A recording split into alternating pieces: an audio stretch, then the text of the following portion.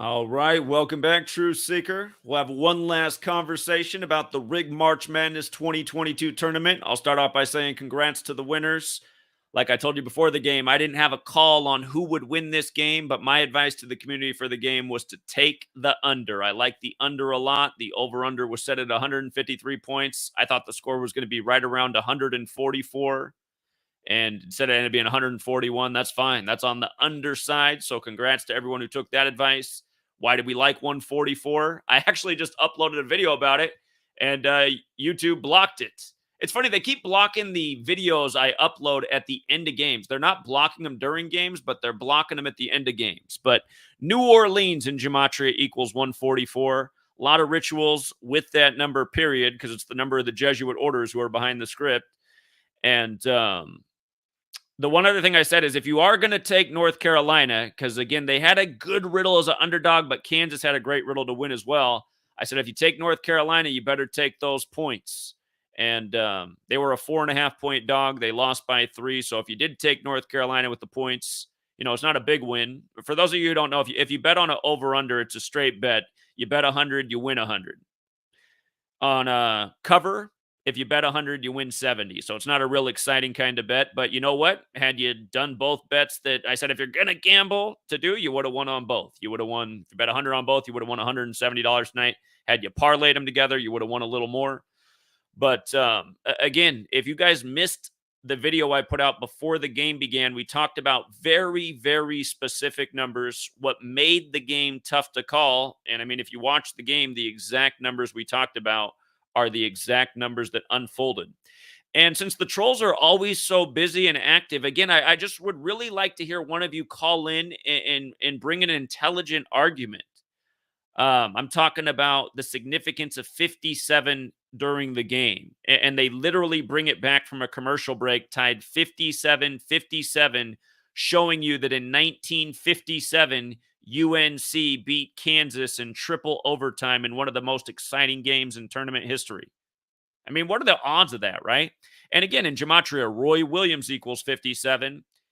He coached both North Carolina and Kansas. And again, his birthday is August 1st, 8-1. Both of his teams win in the Final Four with 81 points. These things are improbable. Villanova lost to Kansas with 65 points. Kansas equals 65 in Gematria. At the half, there were 65 combined points.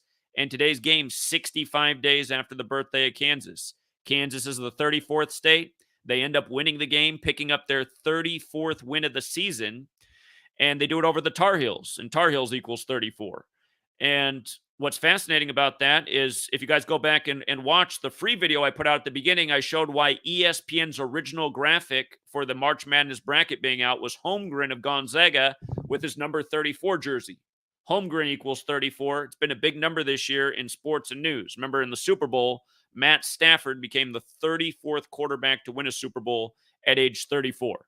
So when I looked at this game, I was torn. I was like, man, Kansas and 34 is my initial thought, but I hate to go against that 57 thing that could play too. And that's why when in doubt, it's best to sit it out. But if you are going to play safe, play cautious instead of swinging for the fence. North Carolina with the points is the best you could have done on this game, which was my advice. If you took Kansas money line, that wasn't as good of a payout. And, but again, if you took the straight bet on the over-under, that was a winner, And again, it just tops off a great tournament. I hope the majority of my people tonight took my advice and just chilled out and enjoyed the game. But again, if you took that extra advice, because if you guys watch my streams, I say I know some of you guys just feel like you got to gamble every day. Some of you are truly addicted. I said if you really got to go on this game, those are my two betting advices: under, NC with the points. And again, for all the haters out there, I'm not even looking at the comments, but just people saying things like, let's see it before the game. I don't know what you guys don't get. I run a pay-for service for picks. I do give you guys some free stuff. This year I've given you guys a lot of free picks that have won a lot.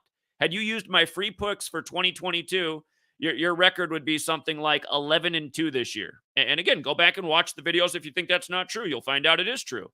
And free picks I've given you guys that aren't on the Patreon, you'd be well up. So all I think of my haters is just ungrateful assholes. I've helped you guys win for years. I teach you I mean, literally some of the most important information you could ever know, especially if you're a sports gambler. Actually, I'm not going to say especially if you're a sports gambler. Some of the most important information you could know, period, because this shows you how our world is being manipulated, from the rigged games to the rigged news to the rigged elections to the major agendas that are meant to undermine our rights and liberties. Again, it's the Jesuit cabal controlling everything from the sports games to your news, to your Oval Office, to your puppet politicians. And if you do watch the live stream we did for the championship, I did talk about how Remy Martin, Mr. 11, Mr. Kansas, had a very interesting alignment with the game. And it's not an accident that this is ESPN shot. ESPN, part of the Disney network, Disney writing those amazing storylines. Today's storyline, the greatest comeback ever in college basketball championship history. And I mean, if you watch the game as someone who plays basketball, you must have been going, what is North Carolina doing? Why aren't they? Okay, you're playing with a 15-point lead. Why are you rushing down the court, shooting deep threes? I'm from Portland, Oregon. It reminded me of when the Blazers gave up about a 20-point lead in the fourth quarter to the Lakers, the year the Lakers went on to the finals to win it. Early 2000s. Lost track of time. It was either 2000 or 2001 that happened. It was like the next year, the same thing happened with the Sacramento Kings and the Lakers.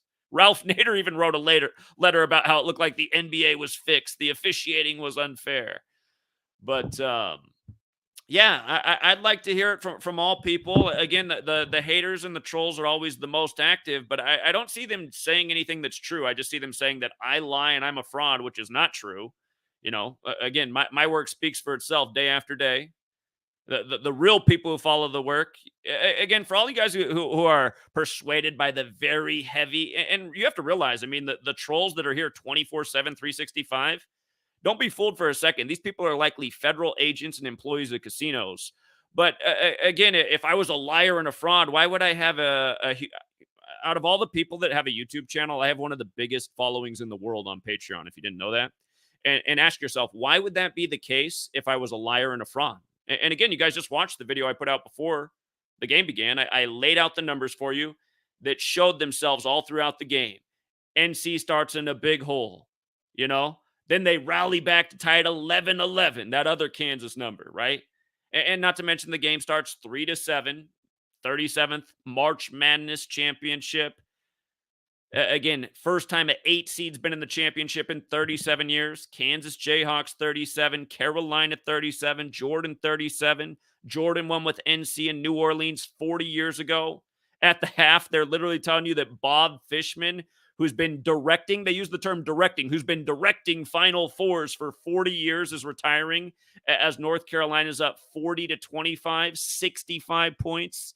That Kansas number, I mean, I got to hear it from the winners and the losers and the trolls. I really am most interested in trolls because I'm just like, I just want you guys to reveal yourself. Like, what alphabet agency do you work for? What casino do you work for? What legitimate argument do you have that I'm a fraud and a liar besides your lies and your misinformation? And the clown who sits there all day and chops up a 4-hour live stream where we hit the majority of games and he only shows the parts that were wrong. I mean, what a sorry ass scumbag this person is. And the fact that he tried to put out a video saying that I had a bad March Madness, we had a very excellent tournament. There's no two ways about it. But and it didn't end bad tonight either. It ended conservative, but it ended with the right calls. So anyhow, let's hear it. I'm going to open up the phone line. There's 2 ways to get on tonight's show. One is to email me, GematriaEffectSports. If you want to actually be on this live stream, if you want to be on here, you don't have to put your face on here. You're welcome to, but you got to at least have a mic hooked up or no one's going to hear you. But if you want to be on this live stream, email me at GematriaEffectSports@gmail.com. GematriaEffectSports@gmail.com. That's one way to get on the show. Another way is to call in. And the number 5 here. You guys ready for the number to write it down? If you're ready for the number, I know a lot of you already know the number, but for people who don't, maybe we got a first time caller. 509-560-4982.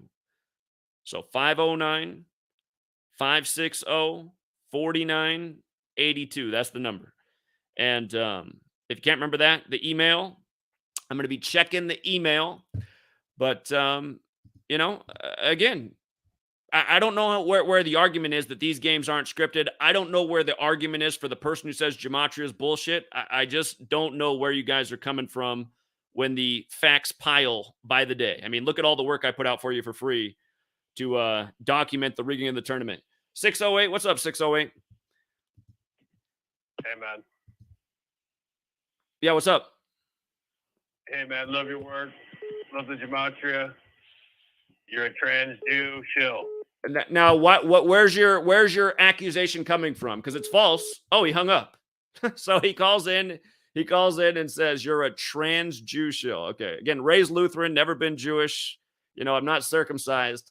By the way, Sweet Lady has the ultimate behind the scenes footage. Tonight when I was recording the TV, we're doing laundry, so I didn't have any pants or shorts. So I was just in boxers and a t-shirt.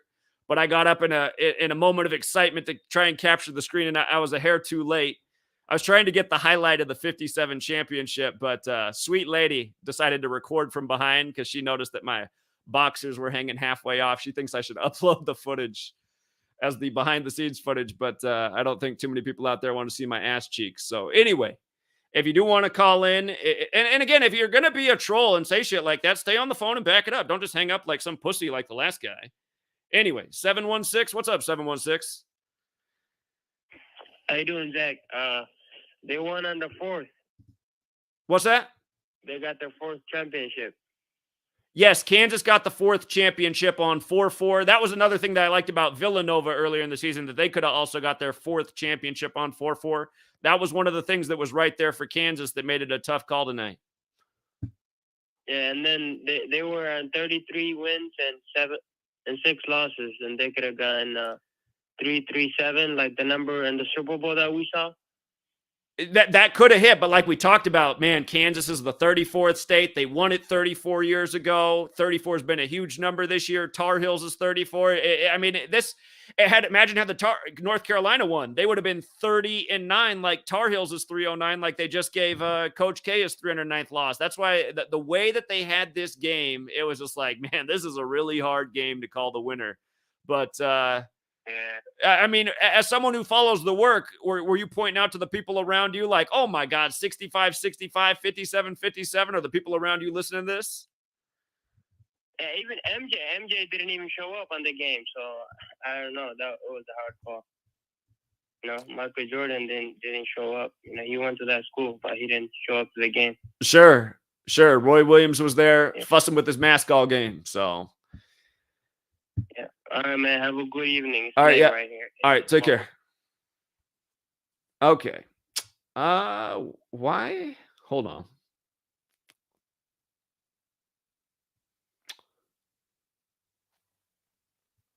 It's making me log all the way back into my email account. I don't understand that. Normally it's just right there from the drop-down menu. Hold on. 732. What's up, 732? What's up, bro?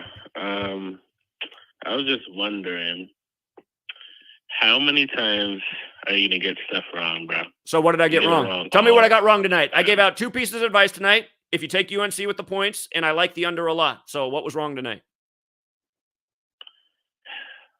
Gematria is fake, bro. Shut the fuck up. How's Gematria fake? He hangs up. Like, are these just paid for trolls or just fucking losers? Gematria is fake, bro. Shut the fuck up, bro. Bro, I'm just another stereotypical robot, bro. I just say the word bro a lot, bro, and I don't have anything behind my points, bro. Shut the fuck up, bro.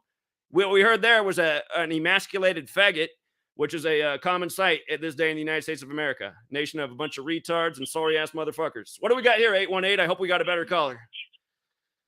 Yeah, what up, Zach? It's JC from LA. Hey, man, thanks for all the effort you put out. Hey, man, can you just go over real quick the 83-point observation that you noticed after round 1? Kansas was the only team to score 83 points in this tournament in a winning score. And again, this is the 83rd total tournament. What's funny is when they won 34 years ago, they won with 83 points with Danny Manning. Again, Kansas and North Carolina, the last time they played was the 83rd day of the year in 2013. And today was 8 months and 3 days after Roy Williams' birthday.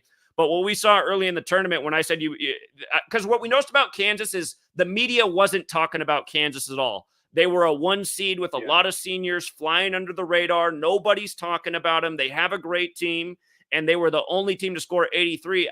I believe it was in the opening round. It might have been the round of 32, but if you go through all the scores in the tournament, you'll see that the only team that ever won with 83 was Kansas.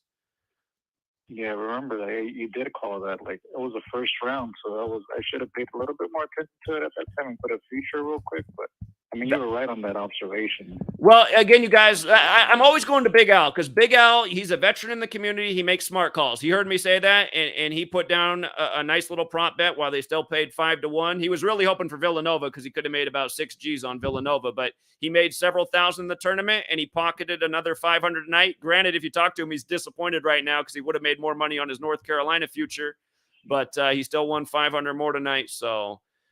Again, that's the point of paying attention to the rig tournament. When you know the number of the tournament and you see that only one team scored 83, that's a big clue. So, sure, man. We'll keep it up, man. And I know you're gonna kill the Masters again, so I'll be on. Man, the pressure's on. We've hit it 3 years in a row. It's like if I do it this year, I'll amaze myself. But if you've looked at my notes, you might have caught something that was super interesting in there. So we'll be talking about it tomorrow. Sounds good, man. I'll tune in. All right. Appreciate it. Have a good night. Peace. By the way, you guys, I'm just going to throw something out there. If you read the story about the producer tonight who retired, who's done the last 40 years of Final Fours, the articles written about him say his greatest sports moment that he ever captured was the Toronto Blue Jays World Series. And I'll be talking about that more tomorrow on Patreon. 606. Hello. Hello, you're on. Yes, I just wanted to point something out. I found out at halftime. The Kansas Jayhawks equals 163. Comeback equals 163, and this is their 163rd NCAA tournament game. I didn't know that about comeback, so great observation. But yes, Kansas Jayhawks 163. It was the 163rd tournament game for them tonight. And I mean, what a story. The greatest so your comeback in the base ciphers is 163? Yeah, in reverse ordinal. Man, that's how they do it right there. The greatest. I mean, you guys, for all the critics out there, did you just hear that? We knew that Kansas Jayhawks was 163 and this was their 163rd game. That didn't tell us for sure if they were winning the game, but think about it. Comeback 163 and the greatest of all time in a championship. Just think about the odds of, in light of everything else too. What do you take about these people who say Gematria is bullshit? What's your take on them? Is it a don't cast your pearls before swine type of thing, or how do you recognize it? Well, partially, I'd say, but I think it's just people not really putting it together and understanding it. I tweeted the other day about it was an April Fool's joke, basically, in golf. Let me pull it up real quick.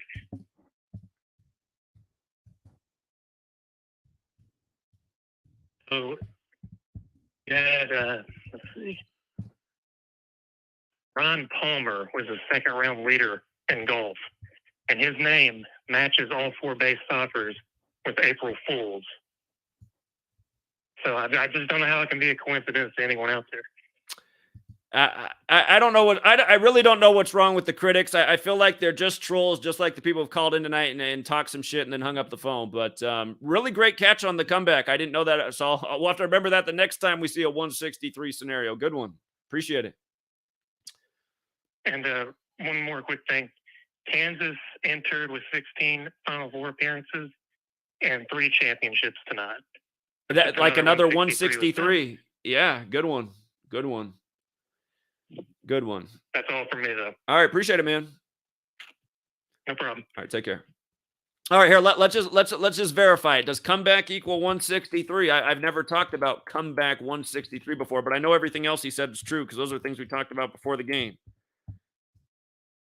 Oh, I spelled comeback wrong. Hold on. 608. Hey, what's up, Zach, man? I just want to shout out, appreciate you, bro. Like, you put the knowledge out there for everybody, and, like, if you're smart, you can see that Carolina with the points tonight was a safe bet, and it fell through. So I just want to, you know. Now, am I lying? Am I lying? Am I lying? And is this all after the fact, or before the game? Did I say if you're going to take North Carolina, I'd take the points, and I like the under? Was that the advice I put out? You said that tons of times. Then you said it for the Rams too, plus the point. So I don't know where these trolls are coming from. They're idiots and they're dumb, and you know, don't even pay them no mind because it's taken away from the real ones that need you and your knowledge. Bro. I hear that. It doesn't. I mean, I still got to work hard, but it's just like I'm trying to get these trolls to actually join the community and help out. I mean, look at the one thing that sucks about my Patreon page. Here's what really sucks about my Patreon page. We can't even use the fucking page to communicate because the trolls are literally posting like 1,000 comments a day, talking shit all day to make sure nobody can have any successful communication. I want people out there to think about that I have 1,000 comments a day on my Patreon page from trolls, so we can't even talk about anything. Yeah, bro, they're probably paid by the sports books, or you know, they're just flooding the truth, bro, and they're taking it away from the real ones that need it, and you can benefit from it. So it's the opposition. That's what I'm thinking, because people are idiots and not believe in this work. It's so perfect and unbelievable, and the connections and the synchronicities are just undeniable. Anybody with a intelligent mind can see, you know, that this is like unbelievable, and it's amazing the stuff you've done, man. I've been following you for a while, so keep it coming, bro. I'm here to, you know, approve of you and all the idiots that just waste their time trolling out here. Just the stupid idiots, man. It's just don't even worry. Don't even pay them no mind, man. Well, I appreciate it. It's good advice, but trust me, it's always going to be my Achilles heel. I'm a shit talker, man. I grew up on the sports field. I used to talk a lot of shit. I still talk shit. I just can't grow up. I'm still a 12-year-old. I got to be honest. I might be almost 40, but my maturity level is 12. So anyway. For sure. It keeps the ratings up. So it's, stand up for yourself. You don't deserve to take no criticism like you do, man.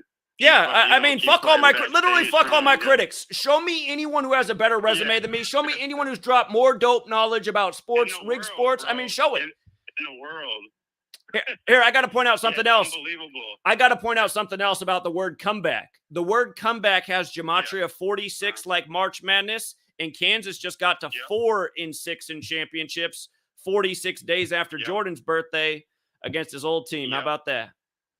Perfectly synced up. That was the theater. That was the theater they planned for tonight, because all the live bettors were all over the place, and I'm sure they just cashed out tremendously, because that was at halftime. Everybody was probably just pounding at Carolina, man. I guarantee. And they just cleaned house. Well, and look how fast they gave up the lead. Their 15-point lead was down to like. They just handed to them. It's like they turned off the nets and they just let them come back easily with the calls. And it's a joke. Well, and you can see their big man. Their big man stopped playing. Their big man stopped balling. You could tell he went into shave points mode. He just lost his touch around the hoop and. They turned him off. They turned him off. So it's so obvious. Yeah, man. It's obvious, man, to the woke. To the real eyes out here can see it. So, but yeah, it was their theater tonight. They got to keep people engaged and the ratings up. So can't let them just blow them out. It's just like EA Sports. If you're killing somebody in the video game, they have that thing where they make the other player come back. So yeah, it's just a theater. It's just all theater, man. So congrats, man. I appreciate the money you won for me tonight and on the Super Bowl, man. Keep it coming, bro. I respect you, bro, 100%. And all right. Real ones, all right. A lot to us, so. I appreciate that, man. I think I got something real good for the World Series. Just for the people on Patreon, my World Series opinion changed a little bit with my research today, but it's coming tomorrow. And the Masters, bro. The Masters, bro. Woo, I see something I like in the Masters, but I'm still cool. Yeah, so we'll talk about it all tomorrow. All right. Appreciate it, man. Awesome, bro. Yeah, I'll take care. There, bro. Take care. You have a good night, man. See ya. Yep. See ya. Grant sends me an email. He says, I went with your advice and took the under and the points with NC. But he says he took my advice and won, but then he writes, but don't cap. You like that UNC narrative more. Again, I said it was too close to Colin to take the points in the under and you win with that. And then you're telling me not to cap. I mean, I don't even know how to respond to that. for Grant, who wrote me that email. Grant, why do you call in and explain your sentence, man? You took my advice on one, and then you write, don't cap. I mean, where am I capping? 601, what's up? Or is it, hold on, 901, you're wrong. Hey, what's going on, Zach? What's up, man? Man, I was watching CBS like 2 days ago. So I see this show about this basketball team from Chicago who played Cincinnati in the tournament, and they were down by 15 and came back and won the game. So, I see. 1963. I see. This was in 1963. So I'm like, why is CBS playing this and this team is already out of the tournament? Starts with the L-O-Y something. Okay, and they have a little movie called the name of the school project. So during halftime, Charles Barkley is talking to Kenneth Smith. Kenneth Smith went to UNC.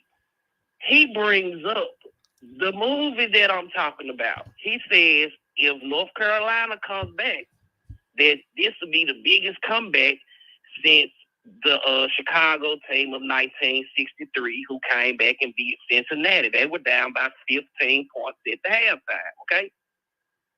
So once I heard that, I'm like, that's the script. I said, that's the script right there. Because why would he say that? And CBS played the whole movie like 2 days ago. I watched the entire movie. But once I saw them down by 15 and Kenneth Smith says that, I'm like, that has to be the riddle. So I'm like, okay, I'm kind of glad I bet on Kansas. I'll be goddamn what happened. You must have took them on the money line then. You took Kansas on the money line? Yeah, I did. Okay. I actually did. Okay. I actually did. So I was kind of freaking out by halftime, but if you were feeling Kansas, man, that was the time to bet on them. See, that was ultimately the clue that Kansas was coming back. It's, again, 65 years later, 65 days after the state's birthday, 65 points at the half, and they come back to win it.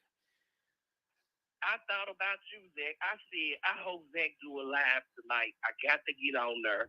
I got to tell him that CBS just played this movie, 2 days ago, and an alumni of North Carolina brings that up during halftime to say, well, that'll be one of the, that shows you that they know the script. That shows you they know the script. It shows you they know the script. They know the script. I said, please, Zach, do a live tonight because that was the script. Hold on. I got to ask you something. Did you watch the Houston-Villanova game? Of course. Okay, so you might have caught this. Houston, I think, was down 10, and they hit a 3 to cut it to 7.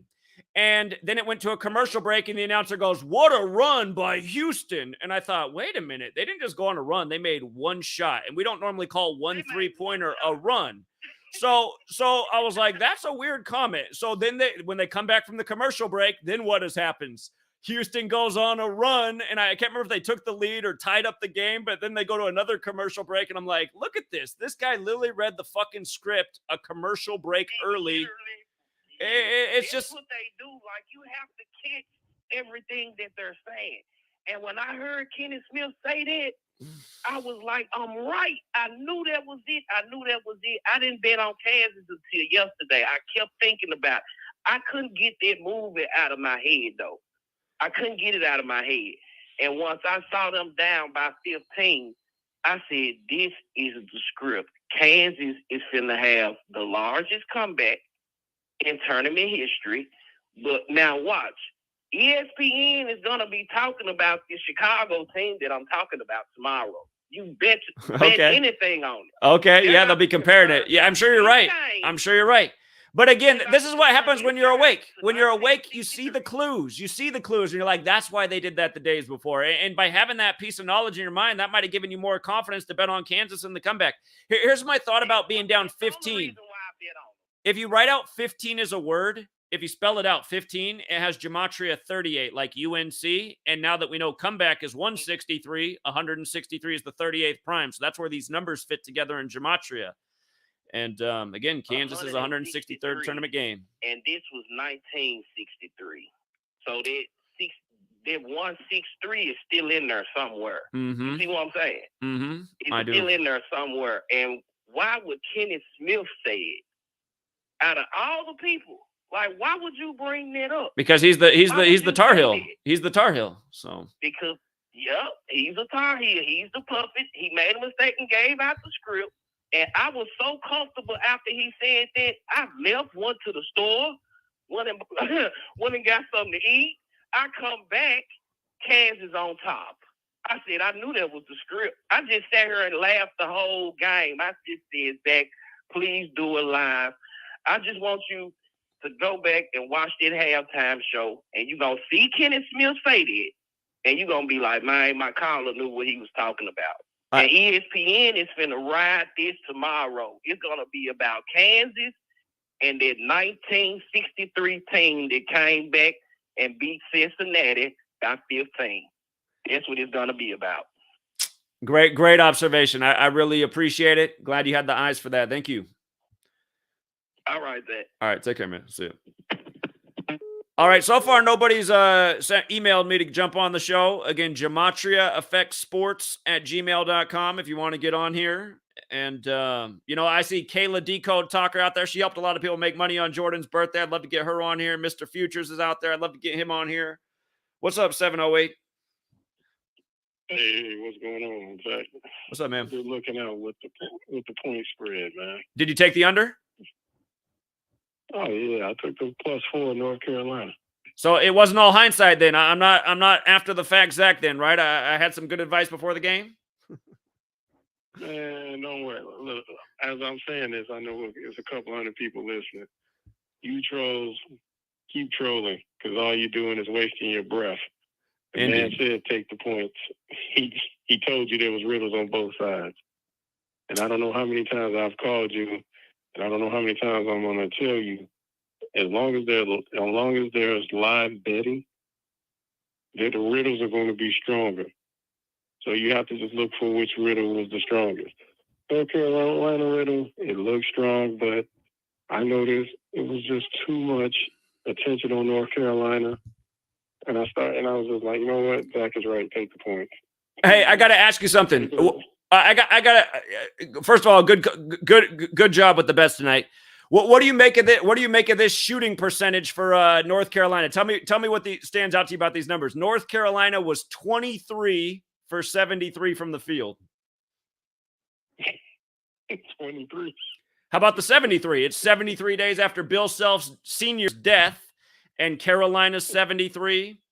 So, I mean, just that right there is interesting. And then look at Kansas. Kansas took 66 shots, and they just improved to 6-6 in championships in the 6th ever championship in New Orleans when Bill Self Sr.'s 66. And he's the sacrifice for the game. And look at, and then for those people, even for those people who are a little dumb, we can even keep it even more simple for you. If you look right when it was 22 seconds left, the little guard from North Carolina, he's been penetrating the whole game.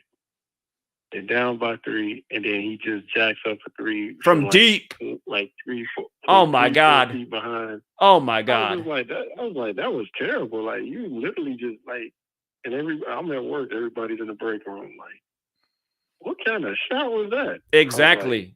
And how often are we saying that? Y'all, this shit is rigged. And it's college and pro. It's like, man, if you know how to play these games and you're watching this, you're like, wait a minute, you can't be a top player. I don't care how many bad your nerves got. You're not. North Carolina's final. Well, actually, it should have been their final possession, but what you're talking about, it was just. I mean, that was a F- possession that just makes zero sense on any level. And so often you're saying that when you watch these sports games. I still remember when Steph Curry lost to Toronto, where his dad used to play and where he met his wife out there in Toronto in the 73rd season, the guy born on the 73rd day of the year. I still remember how that championship ended. Steph Curry triple teamed about 8 feet behind the three-point line with his whole team open, and they only need 2, and he shoots up a big brick. And it's like, dude, you could have dished off to anybody, and you would have had a lay-in to tie in the game. I just like everybody in the break room like, oh man, I was just assuming some people might have played. They was like, didn't you bet on North Carolina? I'm like, I took the points. I was like, I could care less if they win or lose. Yeah. As long as they don't lose by more than 4. Exactly. I was like, I tried to tell them. I was like, I didn't. And then even one guy, he even got it. I was like, I said, you notice how long this timeout is? Well, they looking at the replay. I said, no, they're not looking at the replay. I said, there's live betting going on. Yeah. They're looking at how much money is coming in for this final 4 seconds. And then what happened? Final 4 seconds, the one guy trips and falls, and they get off another horrible shot. Indeed. I was like, you guys got to pay attention, man. I was like, they're paying attention to how much money is going, where it's going. I keep telling people, with this live betting on the biggest, I didn't even care about this game. They was like, how much you put? I was like, I ain't betting number $15, and I doubled the money. Like, they was like, I said, I want more money in the first 2 rounds. Shouts out to Zach. You killed the first 2, 3, 4 rounds. That's where the money was. New Mexico State. And we do it year after year. We kill those rounds year after year. Hit the big upsets. I'm still mad at myself though over not seeing. I'm still mad at myself over not seeing St. Peter's on St. Patrick's Day though. I'm still mad about that. But we had a great tournament. So. Yeah, I killed with the parlays with New Mexico State. Ain't no money. It's never going to be real money. I mean, I wish Villanova won because I put $20 on them before the. I just threw a quick 20 on them before the tournament started, and they would have paid $420. You know, I wish they would have won, but other than that, I mean, you was right up on Villanova the whole season. Otherwise, put the bet on them. They made it to the Final Four. They just didn't win it all. That's my fault. That's my mistake for not betting for them to just win their region. That's what I should have did.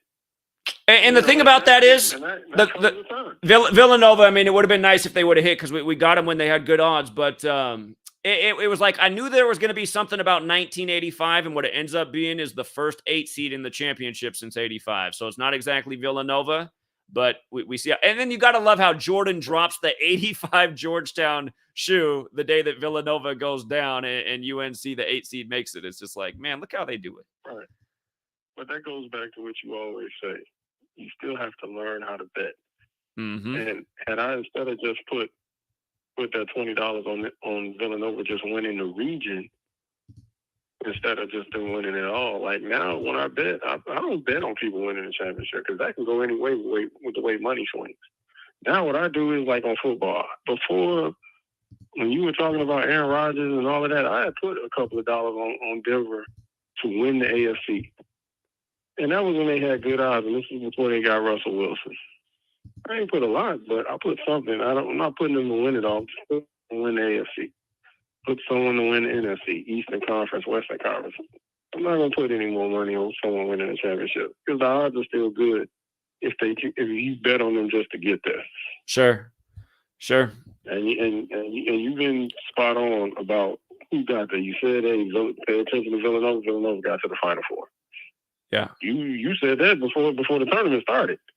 We said because they had that big ritual with Georgetown. They had a big ritual with Georgetown, and that's what flagged it for me. I was like, look at that. They beat Georgetown with 85 points this year, and then they have another big ritual at Georgetown. I said, something's going on with Villanova. So, yeah. So I mean, you know what you're doing, man. Well, congrats on the win, man. I'm glad you had a good tournament. Again, I don't know anybody in the community that didn't do well. I've been overwhelmed with text messages and emails and huge slips, and I just find it funny. I got a troll cutting up a video of the things that I got wrong and making it look like I had a bad March Madness. It's like, dude, that is so deceptive to try and convince people that I did a bad job for March Madness. People got paid. So. Yeah, don't even worry about it. You did a great job, man. You did a hell of a job. All right, man. Well, I appreciate the support. And again, congrats on the W and way to play it smart. I mean, sometimes that's just the way you got to do it. So can't hit a home run every night. Yep. All right, man. Yeah, you take care.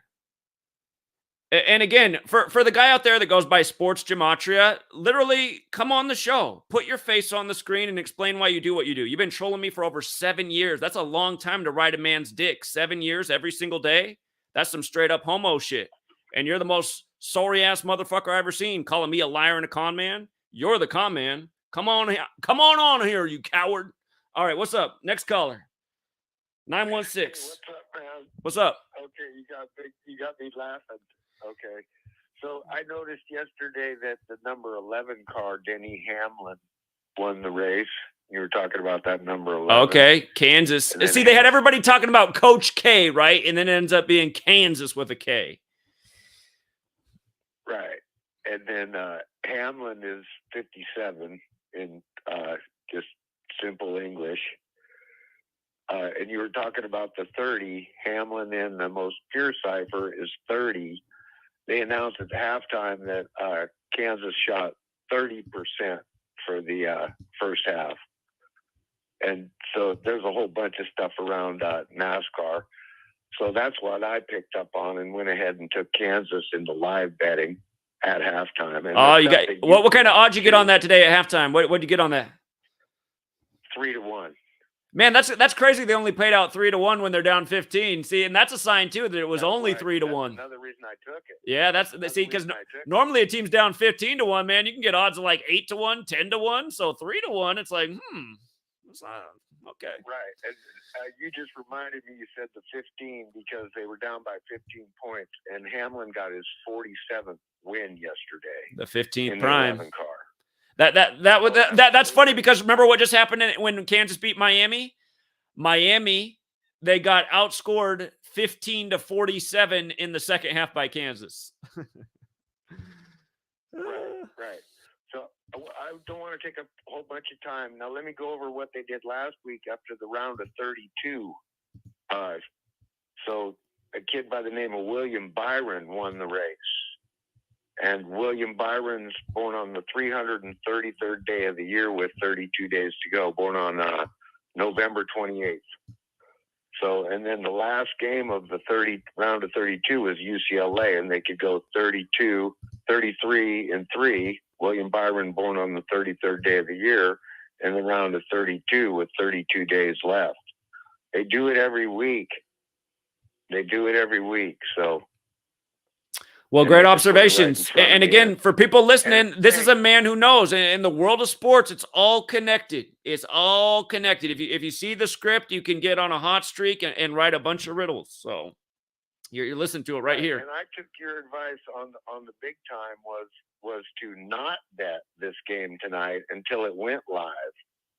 And what I forget the other day, I hit another live bet. Oh, with North Carolina. So, and that was just plus 130, but it was obvious. So when they did the, what was it? 67 timeout, 67-point timeout. I forget what game it was. Doesn't matter. So that's all history. So I just cherry pick like that. I pay attention to what they're doing in other sports. And what other sports do is lead up to the big one. And of course, tonight, this was the big one. So, they had a little ritual with NASCAR and Denny Hamlin, but really they're telling you there it is over there. So, one more thing, and I know you're not gonna, and I don't think that you should because you do so much work for us. But if you did get a chance, the Indy 500 is going to be a huge.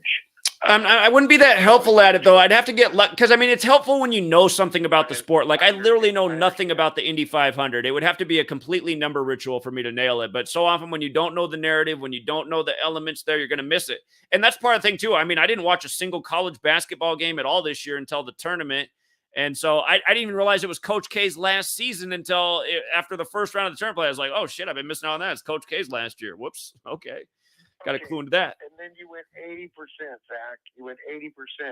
And I went 90% because I didn't take every pick you put out, right? You took the ones that you liked the most. I just took the juice. Yeah. Some are better than others. I get it. So, smart man. Cherry pick these motherfuckers and don't give them back a dime. Sure. Don't give them back a dime. Now, let me ask you, in the opening round, did you take the 2-9 seeds from the South and the West and New Mexico State to upset? Did you go with those three? No. I didn't even bet anything in the opening 9. I'm a big dog better. Those were all dogs. Yeah, New Mexico State was a 12 seed. That was one of the biggest dogs. That man, well, I don't know why you skipped on that. That riddle was rock solid. That's that annual news story, death ritual sacrifice connected to a few games, and it was those 3 games. Again, for people who forget, right before the tournament began, they said a golf team from the University of the Southwest was in a fatal car accident, 9 people dead. At first, they said it was a 38-year-old driver. Then they said it was a 13-year-old driver. But both 9 seeds won from the South and West bracket, and that school was in New Mexico, and New Mexico State, which was in the West bracket, also won.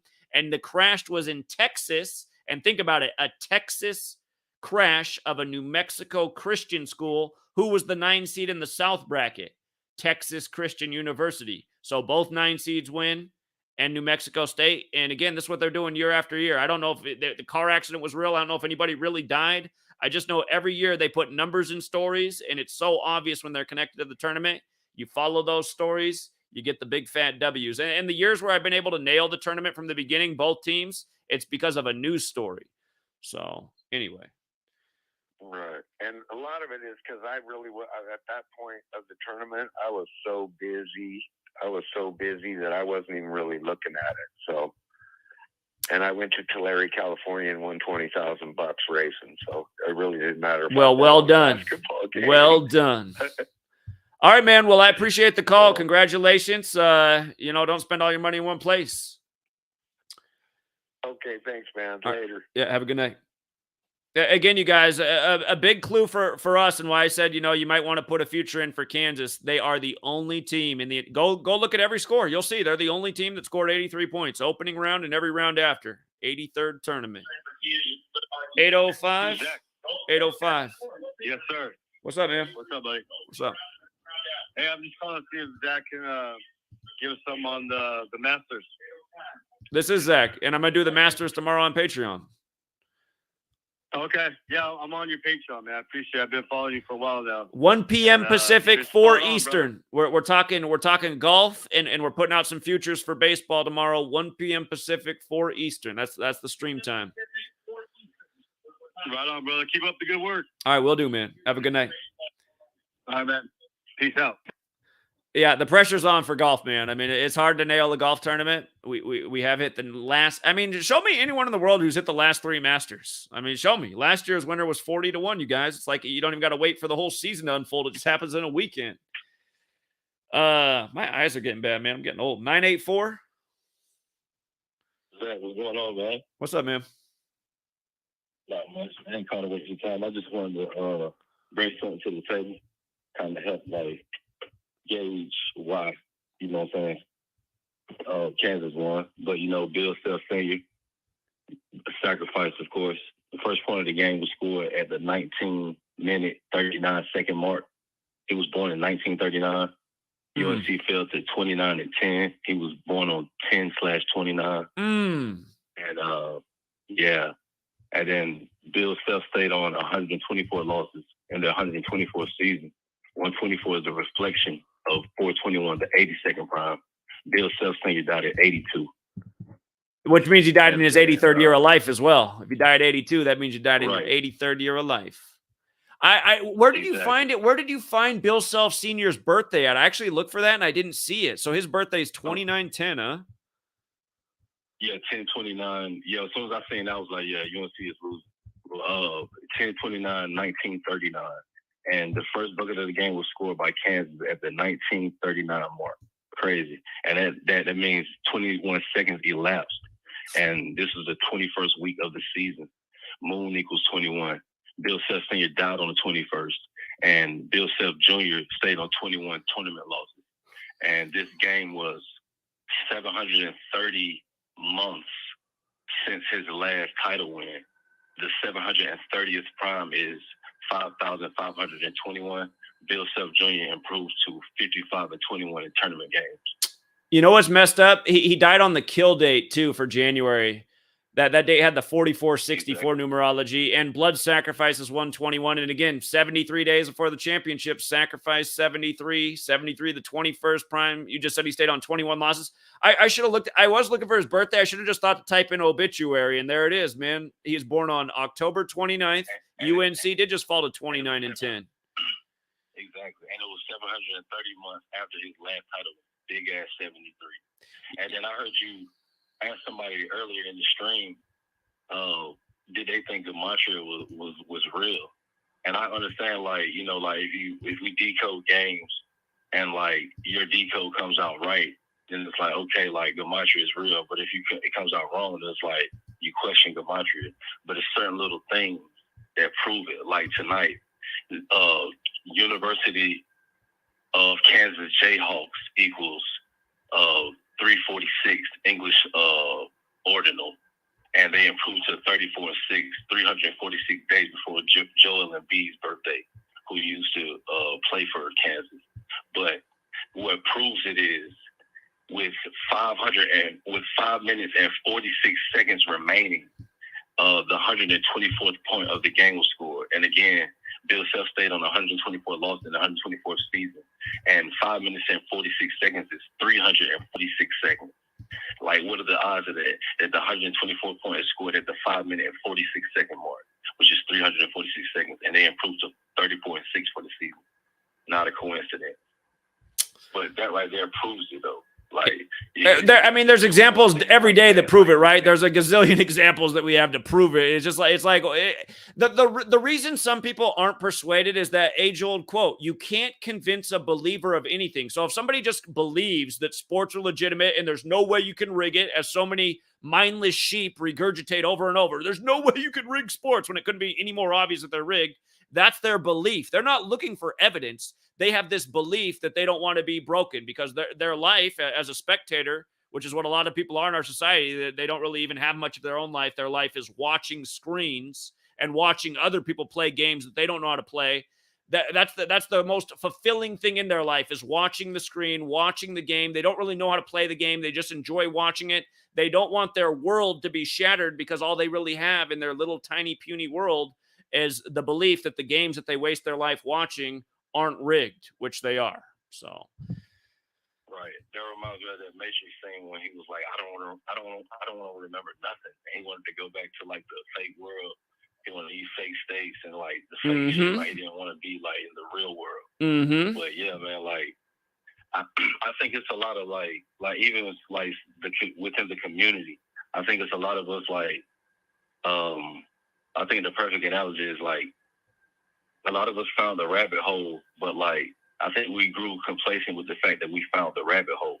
Like, you actually have to get in that motherfucker and like explore it and like really like explore the depths of it.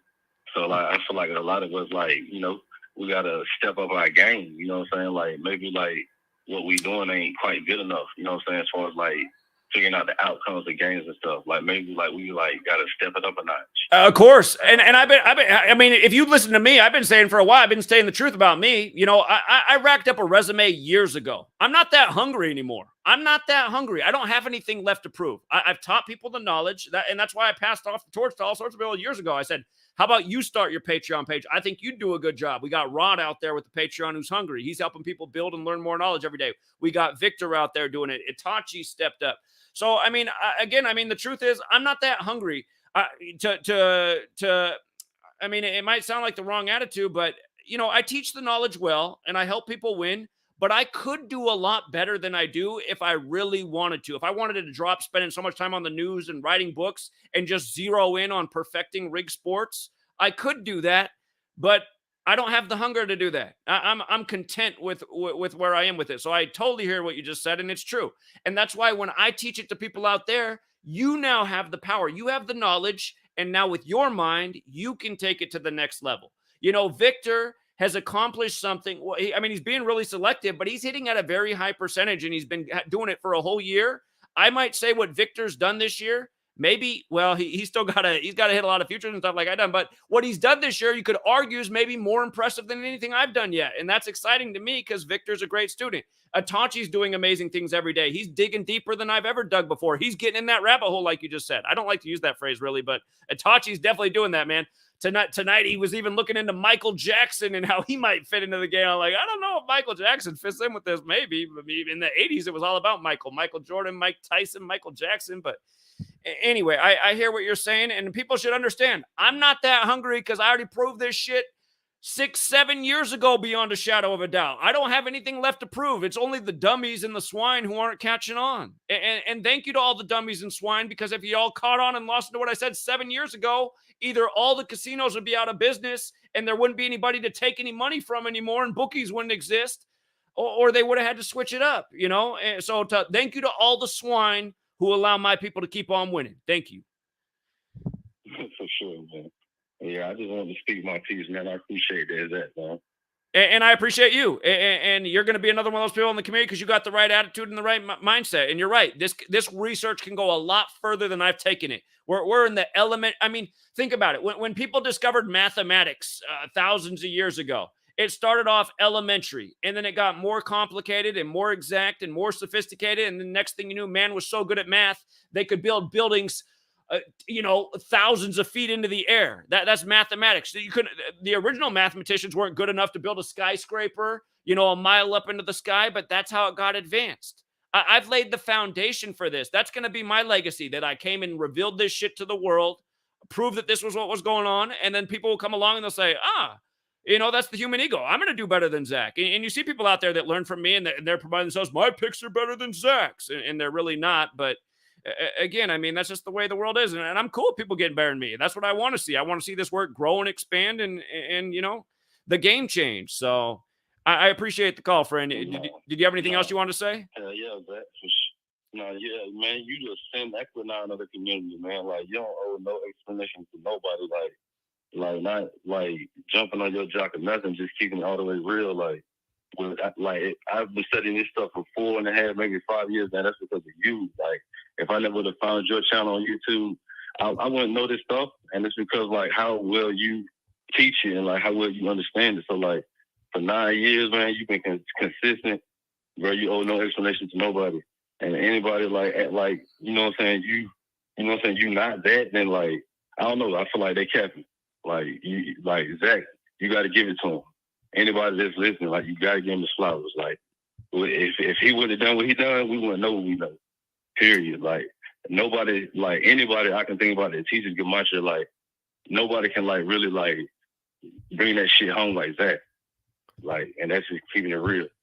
Well, I appreciate it. And I have a little bit of advantage because I'm older than a lot of people in the community, and I used to actually be a teacher. I mean, for people who don't know my history, I used to teach elementary school. I was a 5th grade teacher.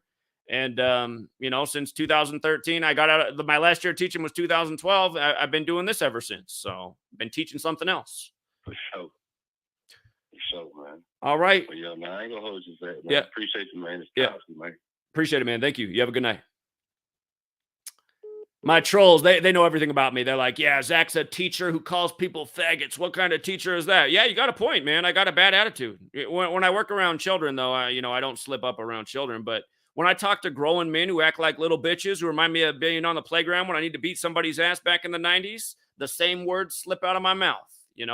That's just the way it is. So anyway. But yeah, here we're just going down memory lane. I'm just showing all the games from the tournament. You'll see nobody scored 83 except for Kansas. And that was a big clue for old Kansas. And even though North Carolina had a great narrative tonight, it was part of the reason I just couldn't pull the trigger on North Carolina. I said, man, if you're doing North Carolina, you better take them points because, man, we know Kansas flying under the radar.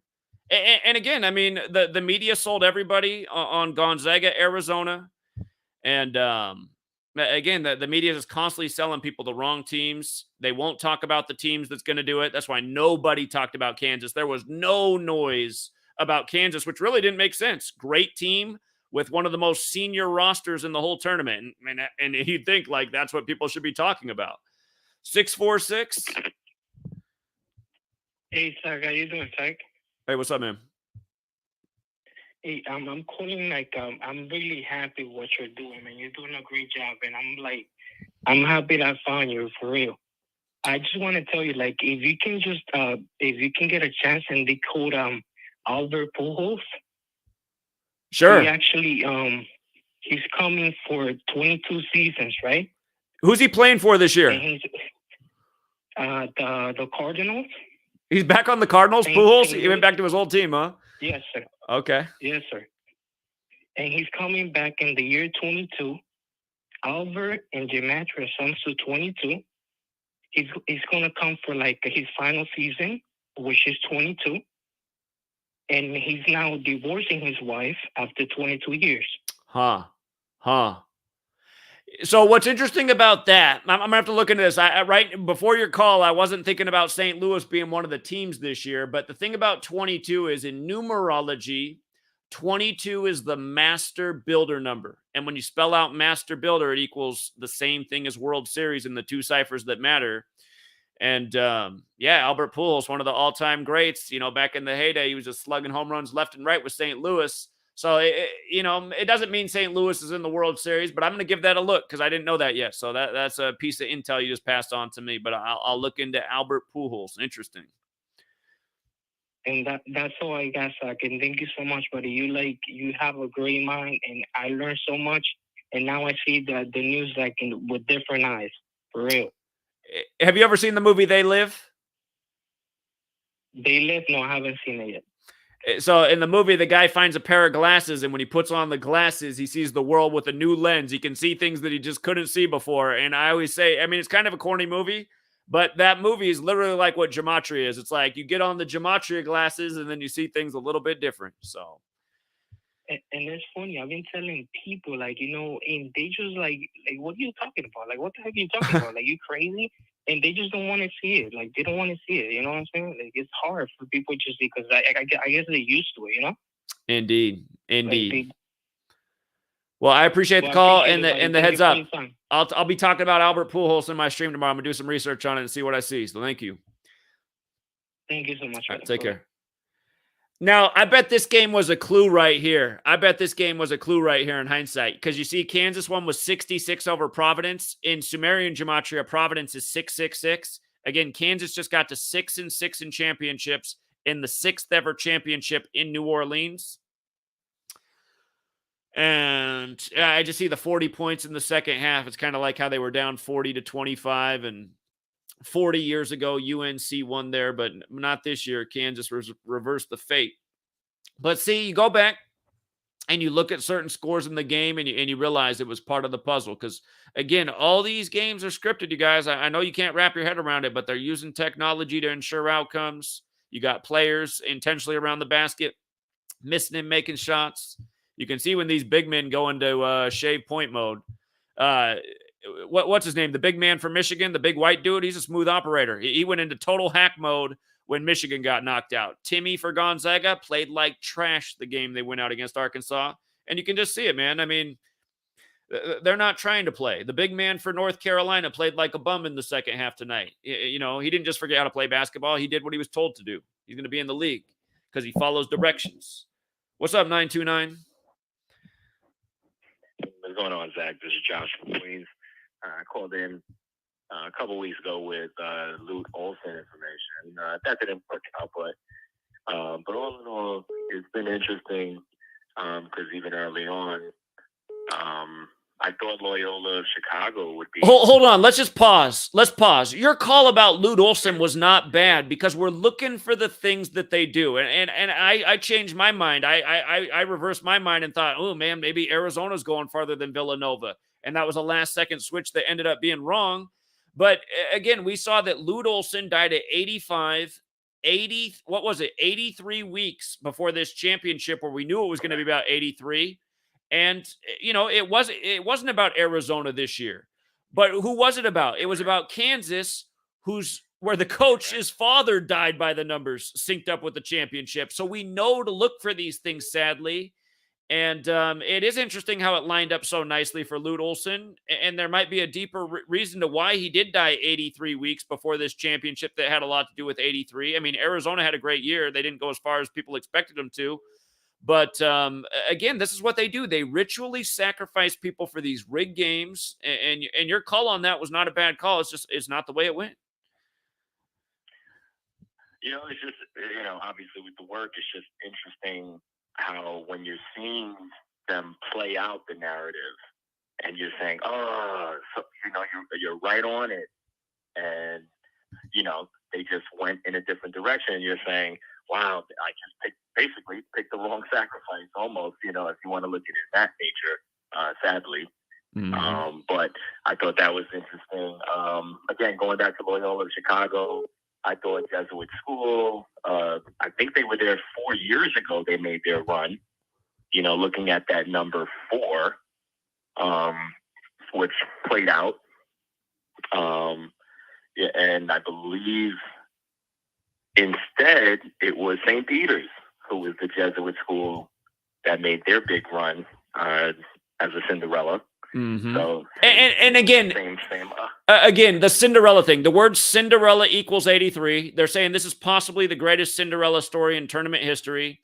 And the bracket this year came out on the anniversary of the remake of Cinderella by Disney, when Disney owns ESPN and so many of these companies or these channels that are showing us the games.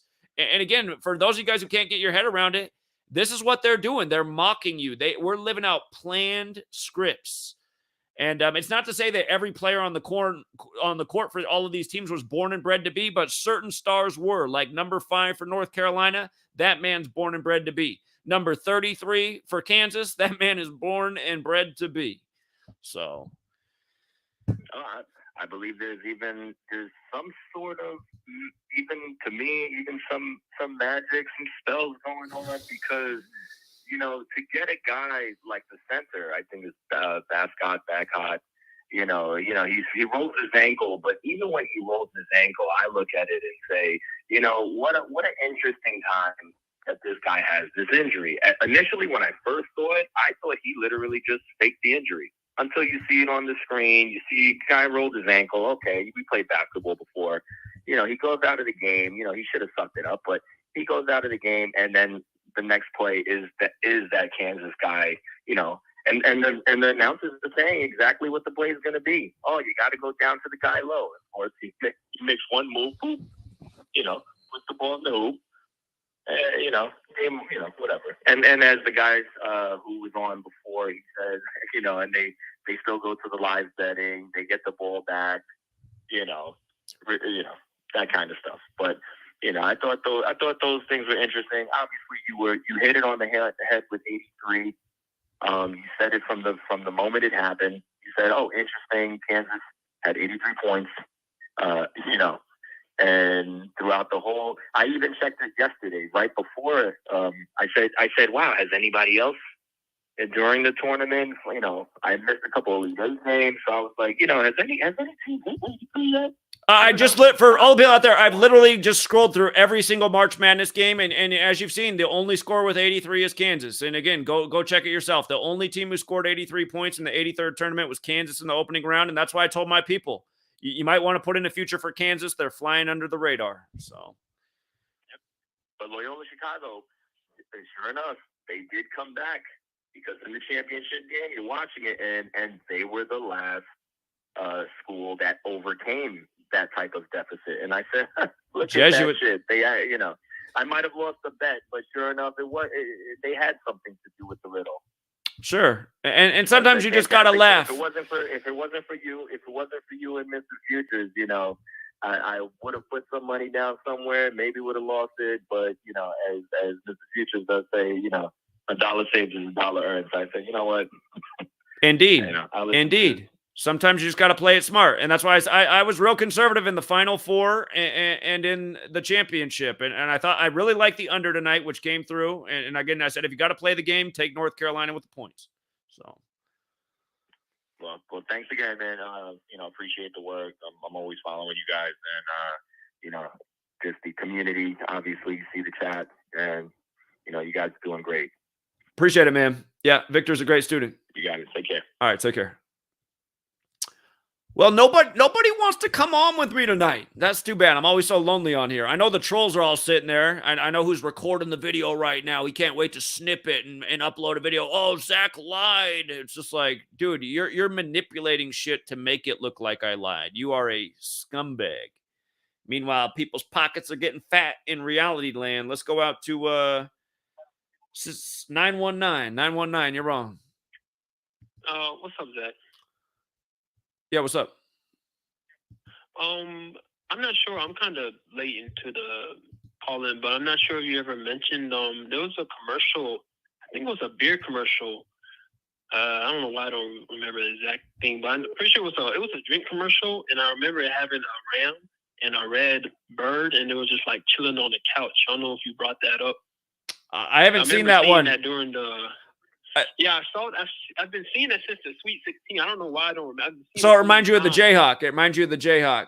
One of the Kansas. When I saw that. We had a caller in our community from Kansas who said there was a viral thing on the internet recently of an eagle swooping down and grabbing like some kind of mountain ram and dropping it off a cliff. And I was like, wow, an eagle could pick. He's like, that's why it's so viral. And I'm like, that sounds crazy. But again, you know, the Kansas Jayhawks, they're a bird, and North Carolina's mascot is a ram. So that thing that was going viral online recently was probably another clue for this. And who knows, at this day and age, with all the special effects, that could have been a completely contrived video, because I'm having trouble believing an eagle could pick up a ram and drop it off a cliff. Yeah. But my favorite commercial in the tournament, what told how the upset would begin with St. Peter's. Have you seen the Shades of Blue Corona commercial where Vince Carter looks at Devin Booker, who went to Kentucky, and says, your shade of blue is one and done.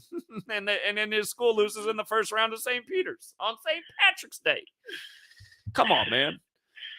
Yeah. And also one more thing, there was a commercial that had John Morant in it. It's called Says Who. Have you heard of that one? Well, here, I'll tell you, John Morant was a big clue that St. Peter's was winning in the second round, because St. Peter's beat John Morant's school in the second round. And what happened before Murray State lost? John Morant got hurt the night before. That was a clue. So yep. Yeah. But with that commercial with the Says Who, I mean, you can look it up whenever. It's pretty short. It's about a minute long. You just type it on YouTube, Says Who commercial John Morant, and it should be the first thing. But yeah, it might be some clues you might catch. But yeah, that's all I got. All right, man. I appreciate it. Yeah, great eyes. That's how they do it. They put the clues all around us. This world is for people who are paying attention. Sleepers are never going to see it. Yep. Appreciate it, man. Definitely helped me see even more. But yeah, appreciate Indeed. it. Thank you. Indeed. Yeah, and again, you guys, really, I mean, the way I'm trolled, and even the trolls that have called in tonight, it should show you that there's nothing behind my critics. They don't have a single argument for anything. Name calling, dismissing the obvious rituals. I mean, somebody watched the video I put out before tonight's game that I put out for all of you, and then look at the way the patterns unfolded throughout the whole game, which I documented for you the whole damn game.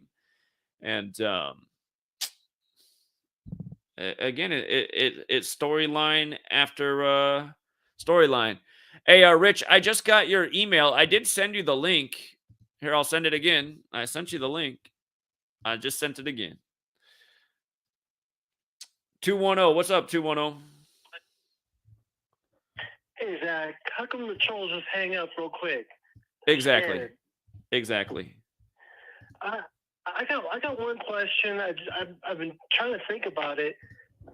When Brady came out with his unretirement news minutes after the bracket came out, how does that tie in with the score? He was in retirement for 40 days. He came out after 40 days. Kansas was down 40-25 at the half. We know that's a big number in Tampa Bay, 25. When Brady came back against the Falcons on 2/5, that was with 25 points. Of course, Falcons is 25. So, yeah, the Brady thing's interesting. Michigan won 19 games. 19's the 8th prime. The GOAT's school, Jordan, makes it to the championship as an 8 seed versus Kansas. Of course, they called Mahomes baby goat in Kansas City. So, again, for people out there, I did really want to see UNC win tonight. I wasn't sure they were going to, but I wanted to see it, because had they, I would have felt like it was lock city for Brady to pick up 8 this year. So I got to do some humming and hawing on it. Is Brady going to get that 8? I mean, the narrative's still there. Had UNC won tonight, I was thinking, okay, it's in the bag for Brady, but now we got to think about it. So. Okay. Yeah.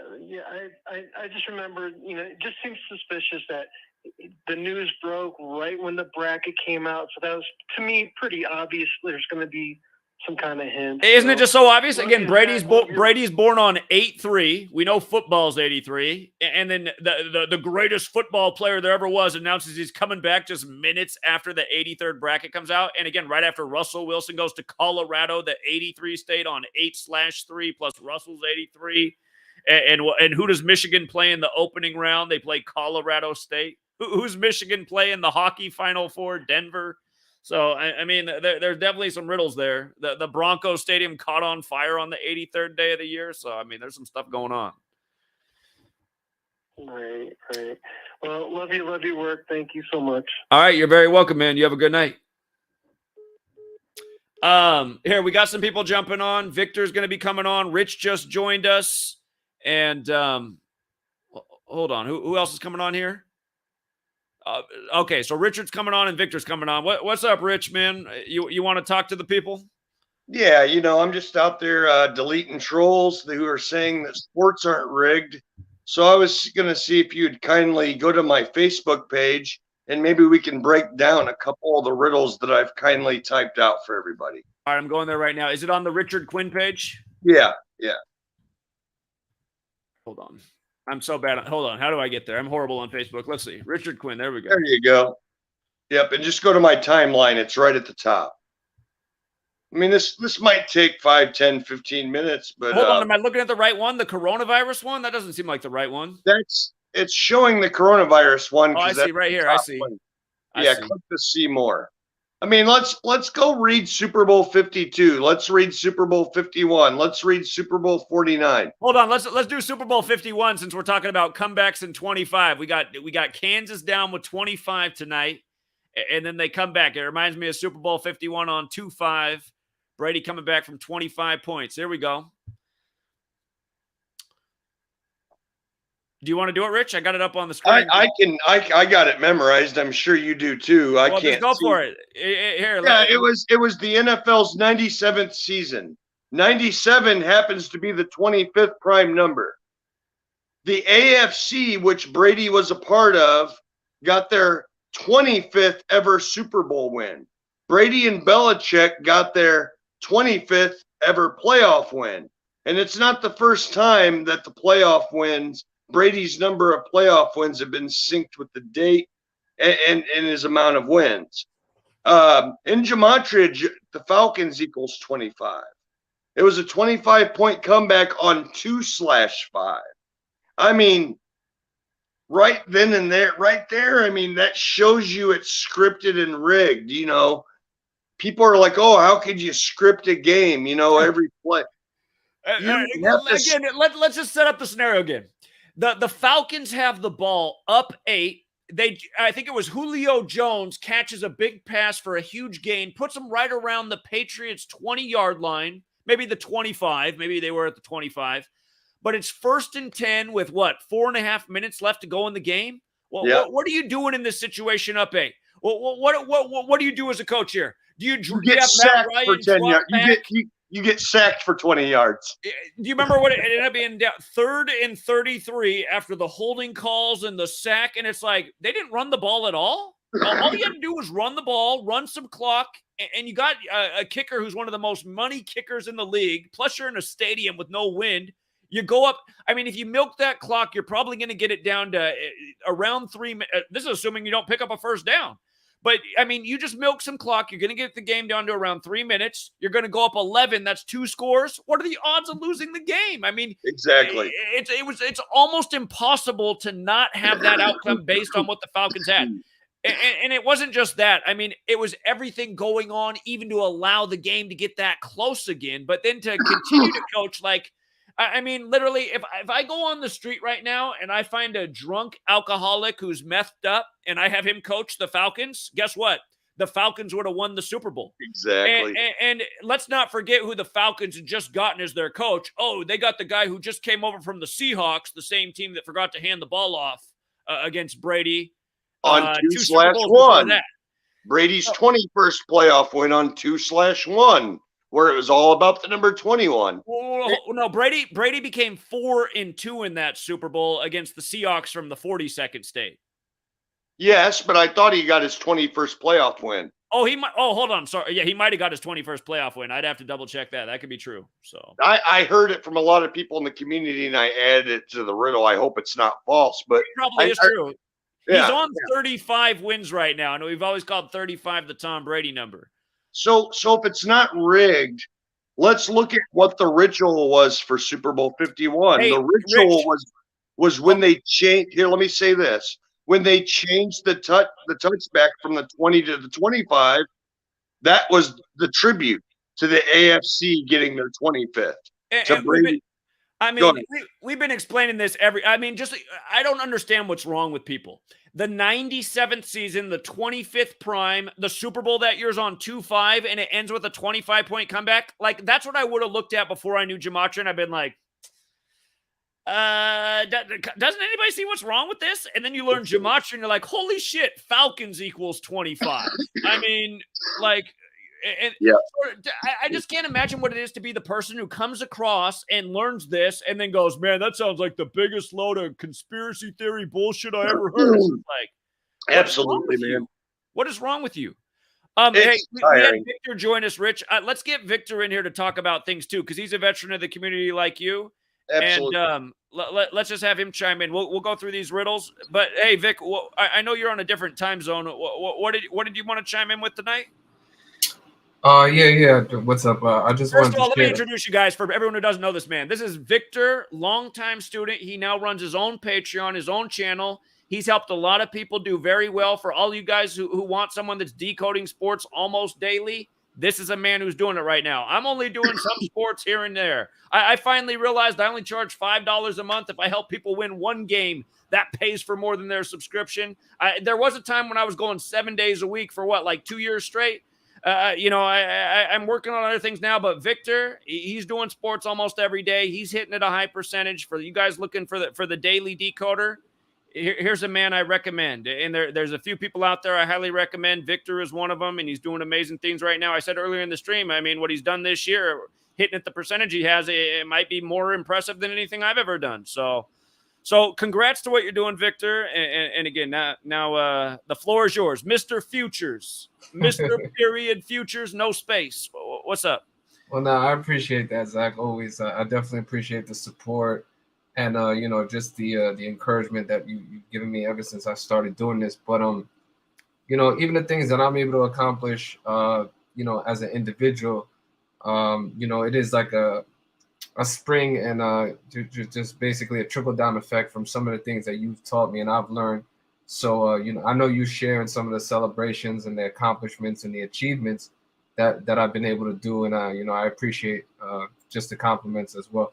But if you can go to my my YouTube channel real quick, in the community section, there's just some additional observations I saw about today when it came to the game.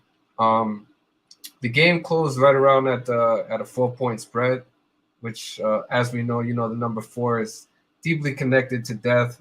But these are just some of the additional things. On 4-4, the spread is 4 as Kansas picks up their 4th championship. Exactly, yeah. So as you said, Kansas picked up their 4th championship. Obviously, TBS has the connection to 4. Numerology 40 breaks down to 4. It was Kansas's 40th game of the season. Kansas coach Bill Self was born on the day leaving 4 days in the year. He's December born on 27th. December 27th. Yeah. KU, the acronym for Kansas University, equals 22. A big number with basketball. We're in the year 22. 22 has numerology of 4. And just for another genuine synchronicity, I placed today's bet, took your advice and my advice as well, taking the points with North Carolina. And I placed it at 40 minutes after the hour, so I just thought it was really funny. And then they got 40 at the half. Did you see at halftime when they went to the guy named Bill Fishman and talked about how he's been directing the tournament for the last 40 years, and it all started in New Orleans? I was just like, how? I mean, that's what I mean, you guys, I would have never figured out Gematria if it just wasn't for being observant, because like they've been doing this our whole lifetime, just stuff like that. North Carolina's up 40-25, and then at halftime they're going to show you Bill Fishman, who's been doing the tournament, and they refer to him as a director like it's a movie. He's been directing tournaments for 40 years, and it all started here in New Orleans. It's like, come on, man. Yeah, man, it's hilarious the way they do it. For people to still think that there's a legitimate competition, that's probably one of the biggest jokes. And it's just a shame that more people just want to argue with you for the sake of just being anti-Zach. And what you're teaching is bigger than you as a person. But just the things that you've been able to accomplish when it comes to gematria, should speak volumes, way bigger than any, singular decision or outcome that happens. And that's what people really, really need to realize. There's countless examples. For those of you that are not familiar with my channel, you could go on my channel right now and see a video that I recently put up about an individual who's been learning about this from Zach, from myself for a short period of time. And they've been able to just transition not only their financial situation, their lifestyle, just their overall aspect of living has just been a complete 180 from what was going on before they came across this work. And that's really the things that we promote. It's positivity, but just waking you up from just the negative vibrations that the government, the elite, that they want to place over you and have control over you. So it's definitely bigger than sports, but sports is just definitely the easiest tool to show people, how important this knowledge is. So couldn't agree more. And when I was out pounding pavement, a couple of people came up to me and they're like, I played college sports. They're not rigged. You know what I mean? It's like people don't understand that if you're not born and bred to be, you're not gonna be in on the rig. You're not gonna know. Or if you go to IPFW, which is like a smaller community college, yeah, you're not gonna know. You know what I mean? It's on the bigger stage. There's people on that Kansas team tonight that don't know. They're not the one. They're not going to the league. They're the bench warmer. Yep. They're not the player that the game revolves around. They're not the big man that determines if the game wins or loses. I mean, I can see how some of them play and then they think the game's not that rigged. Their IQ's probably in the double-digit range. They're not that smart. They're athletic, and I mean they don't see the obvious. I mean, it's just the reality of the situation. And it's a real challenge every day to explain this stuff to people. It really is. It actually gets easier and easier. Because one thing I've always believed is you don't necessarily have to force this on anybody, right? People are going to take it, take heed to it. If I like to say that this knowledge and this information chooses people, right? It's not for everybody. It's like sitting at the pool table when you're in high school, when you're in junior high school, right? Not everybody can sit there, right? So I understand that, and but just to take it even a step further with today's MVP, the gentleman from Kansas. Just to show you how important that number 4 was. On top of it, I think his last name was Akbaji. He's like he was the guy that didn't miss a shot until like 3 minutes were left in the Final Four game because just everything was so. I mean, he what was funny is at the beginning of tonight's game, he had what was happening to Villanova. His shot just kept going in and rimming out. The Villanova had the lid on the rim. He had the lid tonight to start the game as UNC took the big lead, and it's exactly. Just like yeah. And today's game actually happened, just connecting back to that number 4, 16 days before his birthday. Obviously, the square root of 16 is 4. 4 times 4. Exactly. And then his next birthday is his 22nd birthday. So he's actually already in his 22nd year of his age. Guys, I got a quick question. How did my little overtime bet not go through today? It wasn't a bad bet, Rich. I got to say, it wasn't a bad bet, man. I was cheering for it. I was like, oh, he might hit it right here to send it to OT. That's how it happens. You could have the clearest riddle ever in history, and if I bet on it, it won't go through. But that's the kind of bet where you don't got to risk a lot. Because again, it was a good thought. We know they do overtime and 44 shit all the time. So overtime on 4-4 could have happened. It was close, and it's just like the NFL changes its overtime rule 44 days after the Super Bowl ends. I mean, that's how they do it. And the Super Bowl was close to going to over. I thought the Super Bowl had a chance at overtime this year on the 44th day of the year. Yeah. But again, that's the kind of bet where you can bet $10 and win over 100. So you don't got to risk a lot. And it's a fun bet. And so, it's all good. It's okay, Rich. And I'll just, I'll say one thing just before I get out of here, because it's real late where I am overseas. Just on that last 4, connecting back to the number 4, obviously the national champions in college football with the Georgia. The Georgia team. Georgia's the 4th state, and then obviously the Super Bowl winner Matt Stafford. He's actually an alumni from that university, connecting back to the number 4 as well. So the number 4 continues to be really, really important. Obviously, we're in the 22nd year, numerology of 4. So those are just the observations that I made. Just speaking about one number, and I found like when you just connect things back to one number, it makes it real simple for people to understand. It's actually harder for them to dispute. It makes it more undeniable. So yeah, I'm basically sticking to 1 or 2 numbers when I'm doing these videos or making any type of content. Just for all the haters out there and the people that want to dispute what we're doing. It's all good. Keep being on the other side. But me and Zach, we actually, I don't know too much personally about Zach, but I could say besides the stress of dealing with trolls and everything like that, I can say he probably lives very comfortably.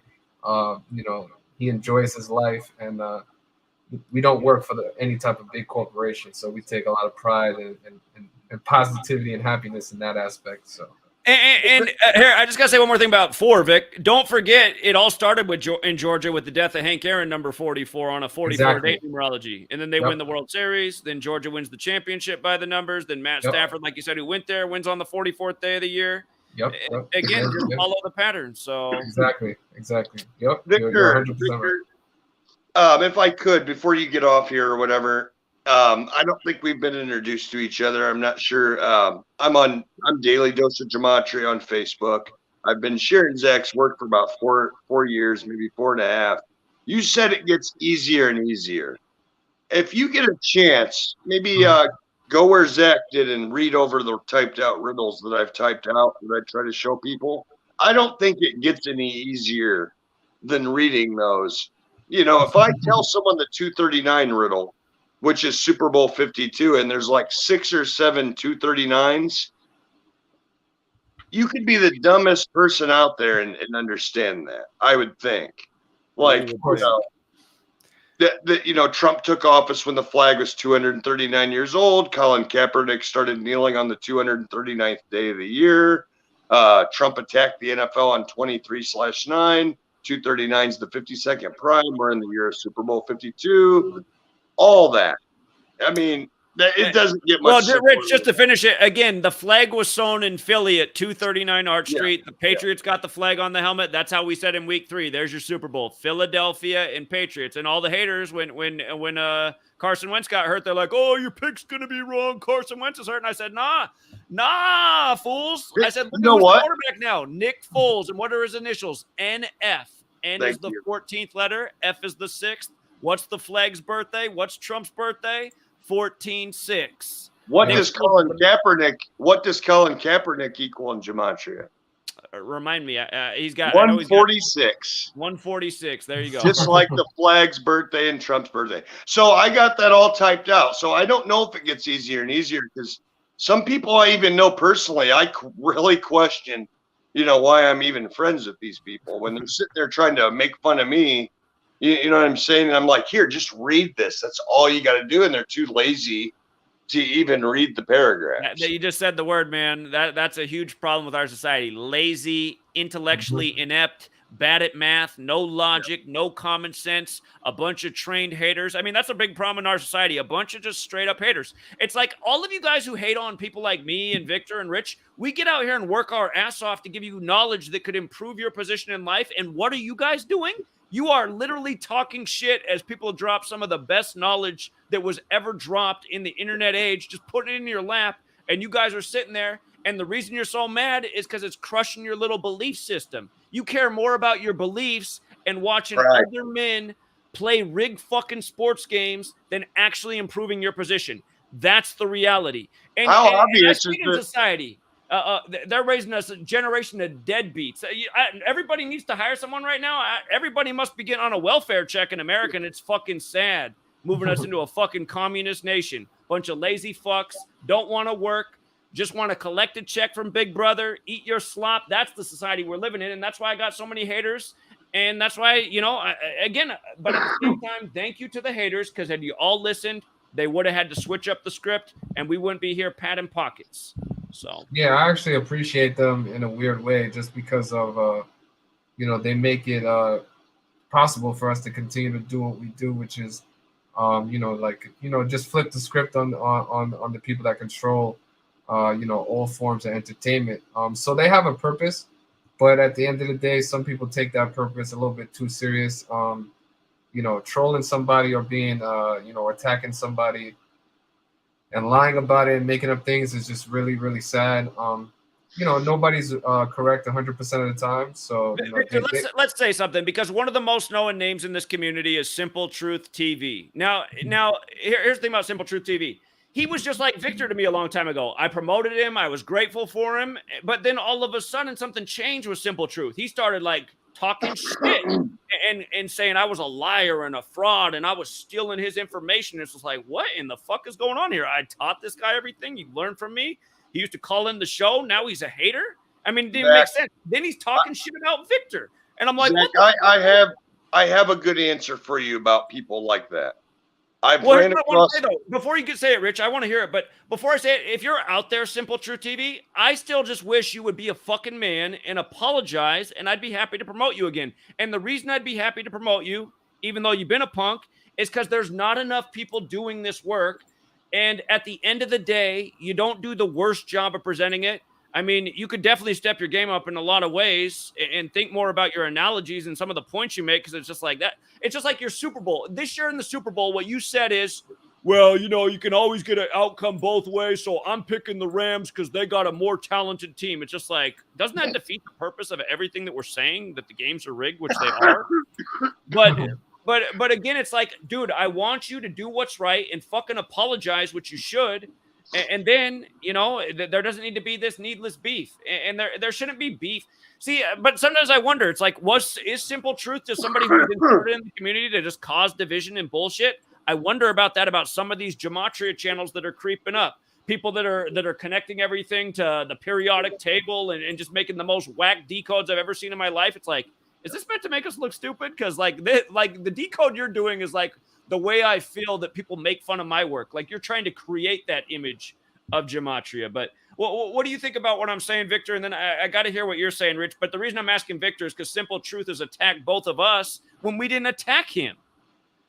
Yeah, I think it's pretty much, and I don't even like really to comment on this guy, honestly, because, and the way he decided to handle the whole situation. But I think initially a big part of it was, whenever you're threatened by somebody the reason you can promote me and say the things that you say is because you're not threatened by any of the things I might be able to do or accomplish, right? You welcome a challenge or whatever. It's a mindset thing, right? So when I first came on, I think just obviously there was an immediate comparison. People were always bringing up my name and saying blase, blase, blah. So I think it was more of a situation where he felt threatened by, me possibly. I don't even know. I can't really speak too much of it. But all I can say is it was definitely 100% unwarranted. And I addressed whatever the things that he might have said at the time. And I invited him to make his picks public, and we can review them and go line by line or pick by pick and see exactly some of the things that he was saying. But honestly, I'm a different type of person. I don't really co-sign giving people, more than one chance. Once you rub me the wrong way or you do something, it's pretty much over. You know what I'm saying? So. Well, that's a fair way of operating. That's a fair way of operating. I've been said to give people too many chances in the past. Yeah. But, I mean, I have an abrasive personality, so sometimes I start some shit that doesn't need to be started. But I just know what he did was uncalled for. He's like, dude, you're attacking people that you learned from and trying to. I mean, literally, think about how crazy it is to accuse me of copying him when he's like literally a clone of me. It's like, dude, you learned everything from me. You were a student of my work, and now you're making videos saying I copy you? I mean, Zach, right? If I could say my piece on that, why it's fresh on top of my head.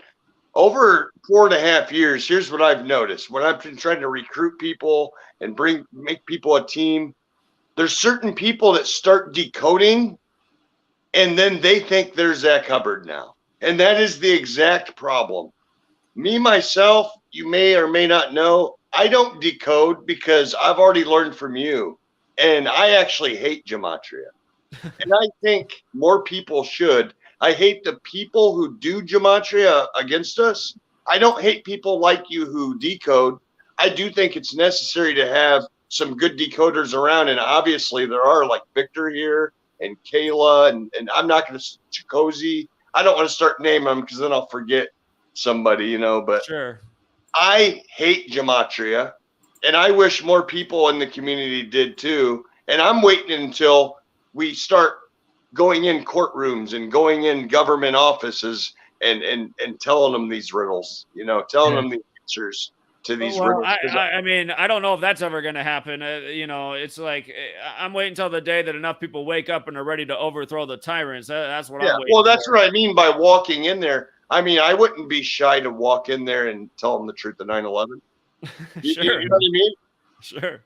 It can be valuable. Hey, if you got here, I'll tell you guys something that happened to me. The last time I got called for jury duty was the day they declared the pandemic, March 11, 2020. And I'll tell you how I got out of that room. For whatever reason, the lawyer asked, he goes, do any of you guys question the moon landing? Do any of you think it didn't happen or it was a hoax? And I raised my hand. I was like, I question it. And he's like, juror, whatever number I was, you are dismissed. I was like, fucking A. I was ready to get out of here, man. I'll just I'll just say one more thing on that subject that you were speaking about, Zach. Obviously you might think about it a little bit differently, but as I said, like once you burn a bridge with me, it's pretty much burnt down. And I think there's enough people I feel that do enough good work to kind of focus on them as opposed to like giving somebody who's, you know, basically attacked us for no reason, right? So imagine if we ever really do have an actual dispute or an argument, you know, what that situation would look like if this guy could just create issues out of nowhere, right? You're pretty much doing your thing over there. I was doing my own thing and had nothing to do with this individual. And then all of a sudden, all of this stuff gets stirred up. So I feel like we need to focus on the people that are actually doing the good work, highlight them, constantly promote that so we can all build off of each other. And then just let the people who want to be on the outside be on the outside because, you know, the trolls have to have a place to go. And it feels like they feel right at home on that side over there. So let them stay. You know what? The one thing I do got to say about the person that I'm trying to give the benefit of the doubt again, the trolls always got his name in their mouth. I can't tell you how many emails I have tonight since I put it out there for the invite to this that say, Simple Truth TV's way better at decoding than you. I got like 50 emails from different accounts saying that. And it's just like, it would be sad to think that this whole time this guy was just some agent that was meant to come in the community and create shit like he did. I mean, it could be going on, but I know he keeps putting out free picks that aren't helping people out, so you might want to fade those going forward. But Zach, do you remember? I don't want to say his name. But I'll say he was from Cincinnati and he was a Bengals fan. You remember who I'm talking about? Oh that guy, after a week of finding your work, he was now the best decoder of all time, and you're a shill. And I mean, he guaranteed he was ahead of his time on the Bengals. He guaranteed the Bengals were winning the Super Bowl like 3 seasons ago. So well, yeah, but I think he picked him every year anyway, didn't he? He was close. You know what I mean? Like, that's just the point I'm making. These people start trying to decode, and then they all of a sudden they're better than you, and it's like, you know what? These guys didn't show us the truth of 9/11. And how long did it take you to debunk coronavirus? Like a cup of coffee? You know what I mean? Like, who's nobody out here that's decoding is better than you, or should even think that. And we're all a team anyway. Well, I'm gonna be honest with you. What Victor's doing in sports right now is very impressive. And no doubt. Yeah, so, I mean, I'm not talking about Victor. I'm not talking about Victor. You know, people like Victor. I give credit where it's due, man. And that's the thing, too. I've given some people some compliments, and I might have thrown out the compliments too early. There's a British guy who I said, man, you're good at this for just starting. I said, you have what it takes to be the best. And every stream he starts now, he's like, Zach said, I am the best decoder, and I'm better than him, and I have the best record. And it's like, based on who, man? Or who you compared yourself to? I said, you have what it takes. You could end up being the best. And then next thing I know, he's making videos saying I'm a shill. And it's like, what the fuck? You're using me to promote you, and now I can't figure out what's going on. This isn't a contest. This is you you know what I mean? You've already uncovered the truth of coronavirus, 9/11, the Vegas shootings. I can go on and on. That's what matters. You know what I mean?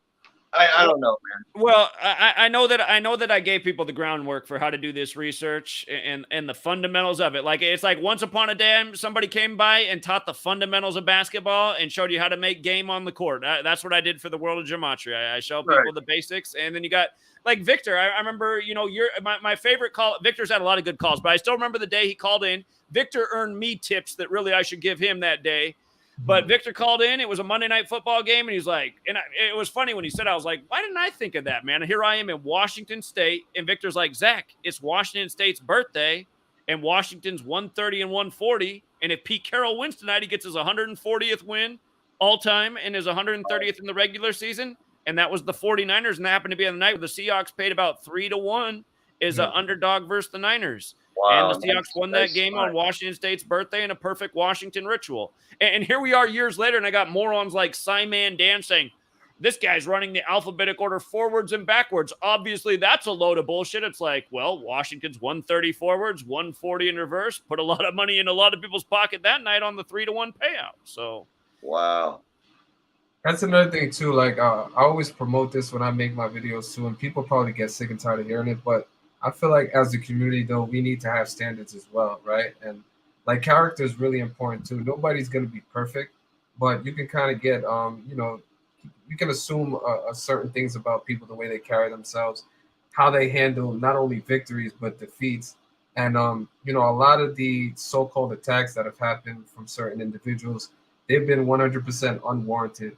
And then, they decide to take it to another level by disrespecting certain people personally.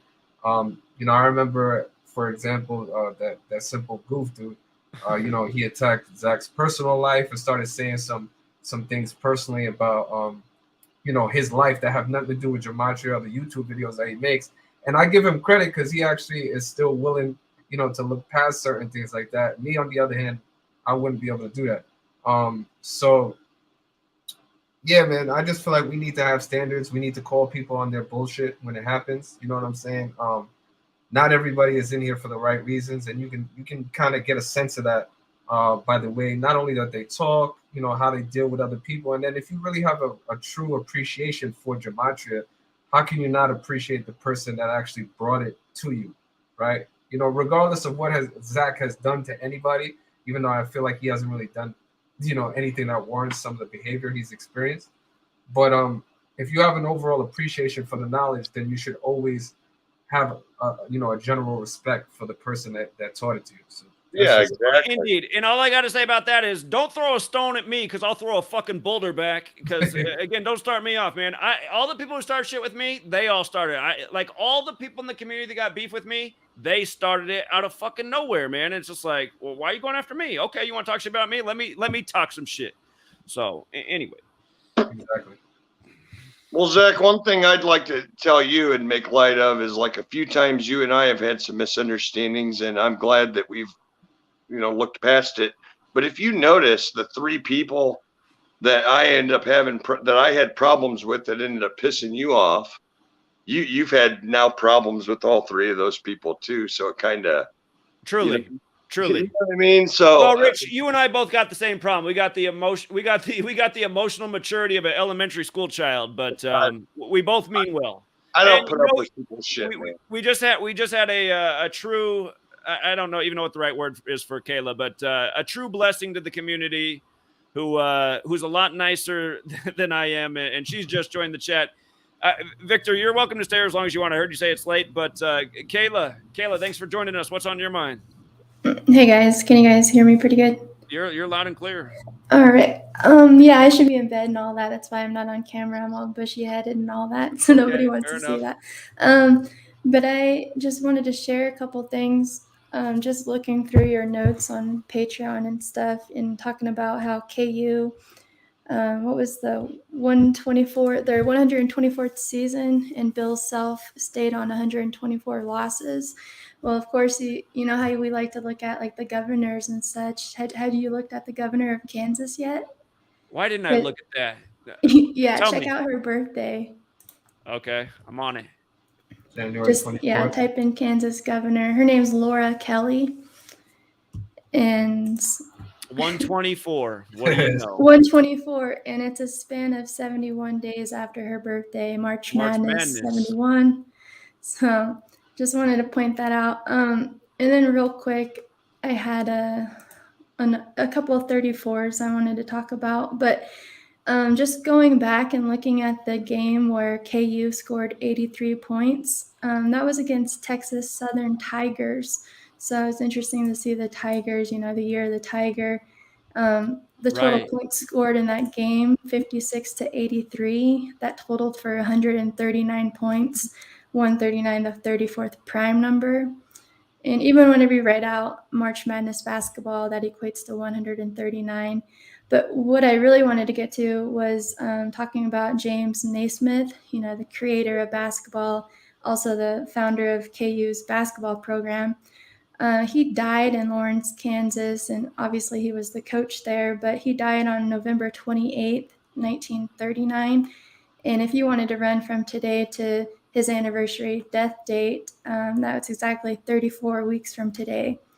And he even died on a 34 date numerology, just like how, Kansas is the 34th state, and they picked up their 34th win tonight. And did you see how many games he coached with Kansas? 115 total, yeah. Yeah, so New Orleans, Louisiana, you guys, 115 tonight. Kansas did pick up their 115th win in the tournament. This was all stuff we pointed out as a possibility.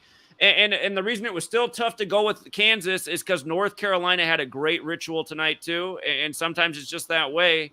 But there was a lot there for both teams. But you see, I mean, it's just perfect. Naismith coaches 115 games. They get the 115th tournament win to win the championship in New Orleans, Louisiana.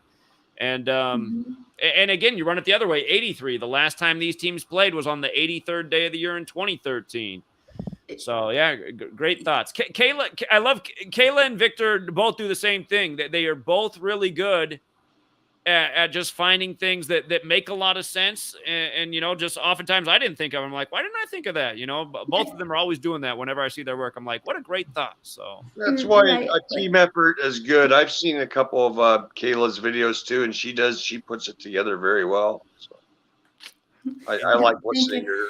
Yeah, that thing with the governor tonight kind of just reminded me of, the governor of Kansas City having the same birthday as Patrick Mahomes, September 17th. And whenever Patrick Mahomes won his first Super Bowl, the governor was 64 years old at the time. And that was the whole shindig with the 64, touchdown pass. I kind of missed a little.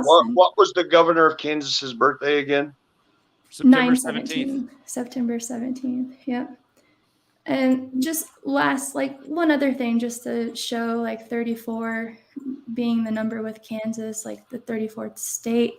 I don't know if you read my email a while ago, but it's just interesting to see that our 34th president, Dwight D. Eisenhower, he's technically born in Texas, but it shows that he was raised all throughout his life in Kansas. And, he's our 34th president. And even just taking a look at his the way we talk about him, Dwight D. Eisenhower, that equates to 83, like how this was the 83rd tournament. And if you wanted to run today to his anniversary death date, or was it his birthday? October 14th, whichever date that is. But that's exactly 193 days, the 44th prime, kind of like how today's 4-4. So it's just interesting to see that connection, talking about 34 in Kansas. It is indeed. I'm wondering if this school shooting, remember how they had the shooting in Michigan right before Michigan won their big game and they scored 42 points and they wore the patch for the guy's name, Tate Meyer, number 42. Kansas had a big shooting story in the news on March 4th, 3-4, 34 days after the birthday of becoming the 34th state. And again, they did win this season by winning that 34th game of the year over the Tar Heels, which equals 34. So. Wow. Yeah, good connection. I forgot about that one. All ritualism. I mean, that. Oh, look, you have her documented right there. I forgot about this shooting, honestly, but just when you started talking about it, I was like, wait a minute, there was a shooting in Kansas recently. I forgot. There's so many things to keep straight. So. And she's 72 years old right now still. And they won. Yeah, they won with 72 points, didn't they? Jesuit Order 72. What do you know? Okay. it probably sounds silly, Zach, but I've always had this thought in my mind that like we could get enough people and like do like some sort of class action lawsuit or something, because this ritualism is a crime, man. And It's not going to be that. We're never going to win in there. So I it's going to know, win I with know, it's going to be a but bloody that doesn't revolution. mean Is what we it's going to wouldn't be be, man. vocal. That would be a chance to be vocal towards them, though. Of course, It would. It would. Maybe we would win because here's one thing I know. We know sports are rigged, celebrities rigged, we know politics are rigged, right? But within all those are jobs that have normal people like us in them. You know what I mean? So there would be people with our case. There would be normal people like you and me that end up learning and hearing what's going on, and they jumped our side. Maybe we grab momentum by making some kind of class action lawsuit. Sure. I mean, we'd have to be very persistent. We'd have to be very persistent. The problem is, it's us versus the world right now. I mean, for every one of us that gets it, I mean, we got 95 people that just denounce it in an instant and just say everything's a coincidence. And I mean, that's why I continue to try to make the effort to try to break through this mental barrier, this cognitive dissonance. We would have to be very persistent, and literally GematriaEffectNews would show up in every town, in every courtroom, in every media place, and every government building. We just keep on showing up, and that's why I made these T-shirts and sweatshirts. That's why I try to recruit people to prepare for stuff like this, and that's where we're spinning our tires. If we have the amount of people, but we don't have enough people willing to walk up in a police station and be like, no, look, what the fuck? This is what needs to happen. You need to go arrest Bill Gates. Well, we're going to be meeting in Oklahoma City, and again, I think that's a data to see if just how effective it can be when a group of people come who are committed to the knowledge and the mission that seems almost impossible. I mean, we're doing the real life mission impossible here, but it's got to be achieved somehow. So I'm ready. On that note, I'm gonna get out of here, guys. I'm bow out.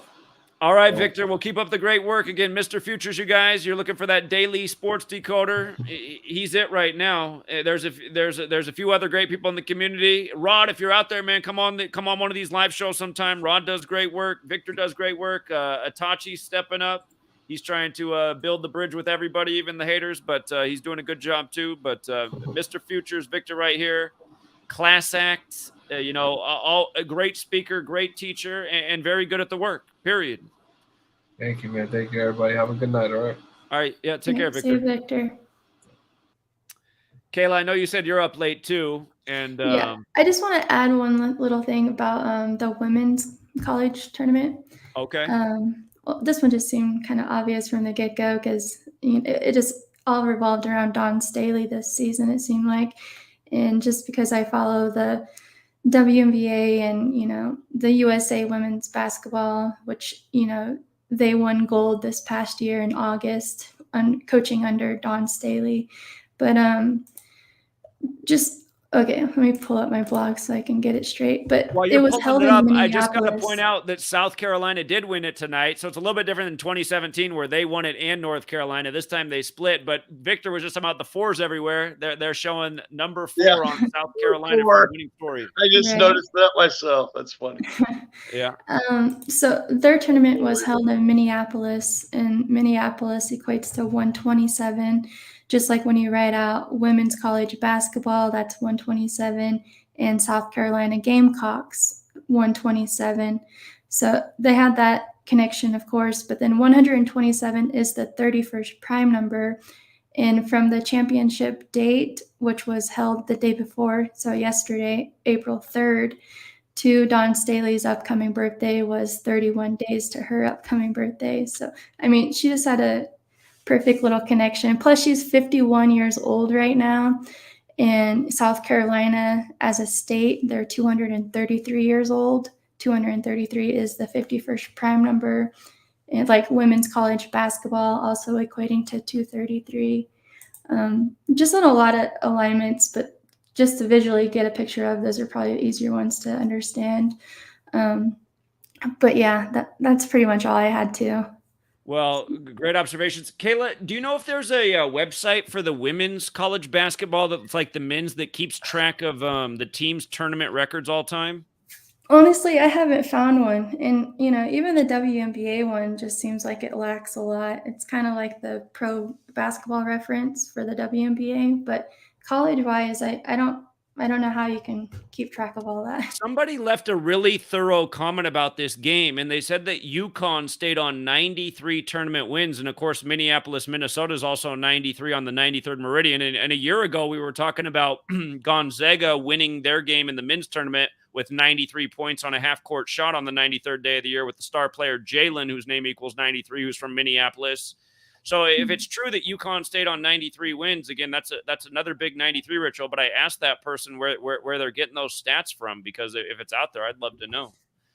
Sure. Yeah, I need to do more digging on that myself. But cool. Thanks for having me on. Of course, Kayla, thanks for staying up and coming on. And again, if you guys are not familiar with Kayla, she's got her channel, Kayla Decode Talker, and she does excellent work. And Kayla, I really think if you started a Patreon, you'd have a lot of supporters. So it's something to think about. Yeah, I think about that often, but really I would just have to quit my job and do that. Well, you might feel that way, but I don't think so. Kayla, you could just start a Patreon and just say, hey, if you want to support me for the work I'm already doing on my YouTube channel, I'm sure there'd be plenty of people that would love to. There's a lot of, you made a lot of people a lot of money that day, Kayla, for calling the North Carolina upset on Jordan's birthday. I'm sure a lot of people just left a chip in just for that. So Right. think about it. Another thing too is I have a lot more blogs than I do videos. I don't think people really pay attention to my blogging site and stuff, but it's on the description of every video how to get there. But if anyone ever wants to check that out when I'm not actively on here doing videos, that's where I'm at too. So Indeed. So again, you guys, Kayla sounds real sweet, but she's also an athlete. That's why she's big time into the sports. And again, excellent decoder. So yep. So all right, see you, Zach. Bye, all right, Rich. have a good night. You too. It's easier for people to just listen to the videos than to read the blogs, Yeah. Right. People like to watch videos. So, well, Rich, you want to go over a few more of the your favorite classic decode you got right now? Yeah, we could. I just don't know if it'd be easier if it was like read to people. You know what I mean? I'm trying to translate this to people who, just somehow can't get it, but I don't want to take up all the time, Again, you guys, Richard Quinn, just search Richard Quinn. This is what his page looks like. And right there, posted today, April 4th. He's got all of these classic sports riddles over the years. And again, I mean, they really are elementary examples, well written out and easy to understand. And you got to be super dense to look at this and be like, whew. And you have to realize a lot of this stuff was predicted well before it happened, which put a lot of money in a lot of people's pockets. Zach, I tried to pick out, I haven't made new riddles to add on to that list in a while, but we can go over the daily news, and we do when you make your videos every day. And some people can't, because some things are stronger than others. So I get it where new people don't understand all of it. If they just picked one of your random videos and listened to it, I can halfway understand them not understanding it. But this is stuff that's like from major events. You know what I mean? So I just feel like when I read people's comments and they're like, man, I tried to tell my uncle about this stuff and he just didn't get it. Take your uncle to my freaking page and show him these riddles. Actually, I try to, target new people myself. That's what I do. And then I show them, like every Uber I take, the Uber driver learns the truth of coronavirus, guaranteed. You know what I mean? So this is just examples of, when you can't explain this stuff to people, show them these riddles. You have the truth of 9/11 typed out for you. You have the truth of Super Bowl 52 typed out for you. Right. You have Joe Biden's 46 riddle typed out for you. So you can now show them how sports, politics, and the world of celebrity and news is all scripted. And I'm not perfect. I think they're typed out pretty well. It's all information I've learned from Zach, and I put it together, but I can't go back and make new ones because all of his channels have been deleted. I use your videos as referenced, and I take my notes, and then I put it together into a story. And I think if we had 1 million people showing 1 million people this type of stuff, we would be a lot further. People would understand your work a lot. Of course we would. If more people were doing what you were doing and everybody else who contributes in this community, Ben, who just joined, Ben has his own work where he puts it out. I mean, if 1 million people were doing this work and getting out there, it would have reached way more people, and it would probably be having the impact it should. So yeah, exactly. And that's been my problem the whole time, you know, because I know when I share those, people see them, but you know what? I get like 40 likes on a coronavirus riddle, right? And it's the same 40 people that are all truthers. How come I never get a comment from like people I know in my life, or it's almost like they don't see it, you know, or, you know, like when I share your videos, I notice the numbers. I'm very good with pattern recognition. So I noticed that like I'll get like 8 likes on your video that I shared, but something else I'll get like 80 likes on it. How come those same 80 people didn't? It's because they didn't see your video link. It didn't show up in their feed. They don't even know. Censorship's a huge problem. So it is. And I mean, it's like, look at it. We have a community of people. Somebody will like Kayla will leave a great comment and it'll get like 8 likes. But then a troll will leave a comment that Zach's a shill and fraud, and it has like 40 likes. And you're like, what the fuck? In my own comment section, where supposedly people that follow me, like the biggest like helpful comment has 8 likes, but then the troll comment has 40 likes. Exactly. I know that's YouTube, and it's not to mention these trolls here. They also have 20 accounts apiece that they go through, but that's probably what it is too. Yeah. Is somebody else on here too, Zach? Ben just joined us. Ben, what's up? Okay. Hey, everybody. How are you? Good. By the way, for people who don't know Ben, Ben's been with us a long time. He started out in high school. He's near the end of college, and he's somebody that made ESPN the legit way back when he was in high school. 2 hole-in-ones in 9 holes, right? Yeah. Yeah, pretty crazy day that was. Pretty crazy. You proved to me that there's a legit way to make ESPN. So yeah. I proved it to myself too. I wasn't sure. Was this scripted? Ben would be the ultimate sleeper agent if it was. Maybe by the organic side it was, but that was it was crazy. Like, I'm not. Numbers was it? What hole numbers did you hit the hole-in-one in? Number 2 and number 6. Perfect, man. Those were the 2 par 3s on the front of that golf course. My buddy was a golfer growing up. He was real inspired by Tiger Woods. We were growing up in that Tiger Woods age, and he got a hole-in-one on hole 8. And he got a newspaper article about it, and he was so proud of it. And it was back when AOL was a new thing too, America Online. And his name was Adam. We used to call him Adam Online, but he was the first person we knew that had an online account, and his online account name was Ace Hole 8. I think I remember you talking about that when back when my whole ordeal happened. You made a video. I think I remember you saying that back then. That's pretty funny. Yeah. But yeah, so as far as tonight goes, I was thinking earlier today about, you know, Kansas and North Carolina and what popular culture or maybe old culture theme there might be. And I thought about Kansas the band. And from the 70s. And I looked up I saw they had a bunch of previous members, and I'm like, when was the last Kansas band member to die? It turned out it was Steinhardt. I forget his first name already, but I think it was Robert Steinhardt. And he died in the summer of 2021, July 17th, 2021. Huh. Not So, that long ago. yeah, the Jesuit Order Day. 44 date numerology, right? July 17th. I think it would have been 45. It would have been 65. 60, which makes sense. Kansas 65. Remember, Kansas dead on a 65 date. I must have added that up wrong, real quick. I'm trying to roll a joint. My bad. There you go. There you go. No, it was July 17th, 2021. And 45. But here's the thing, he died at age 71, like on March Madness. And Steinhardt, his last name equals 118 and 46. Like March Madness as well. Okay.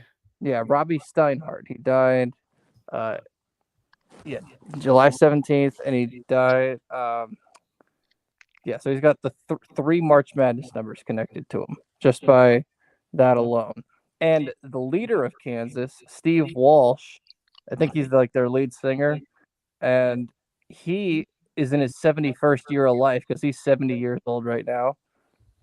And today's game, the April 4th game, was 72 days before his upcoming birthday. So he died. No, he didn't die.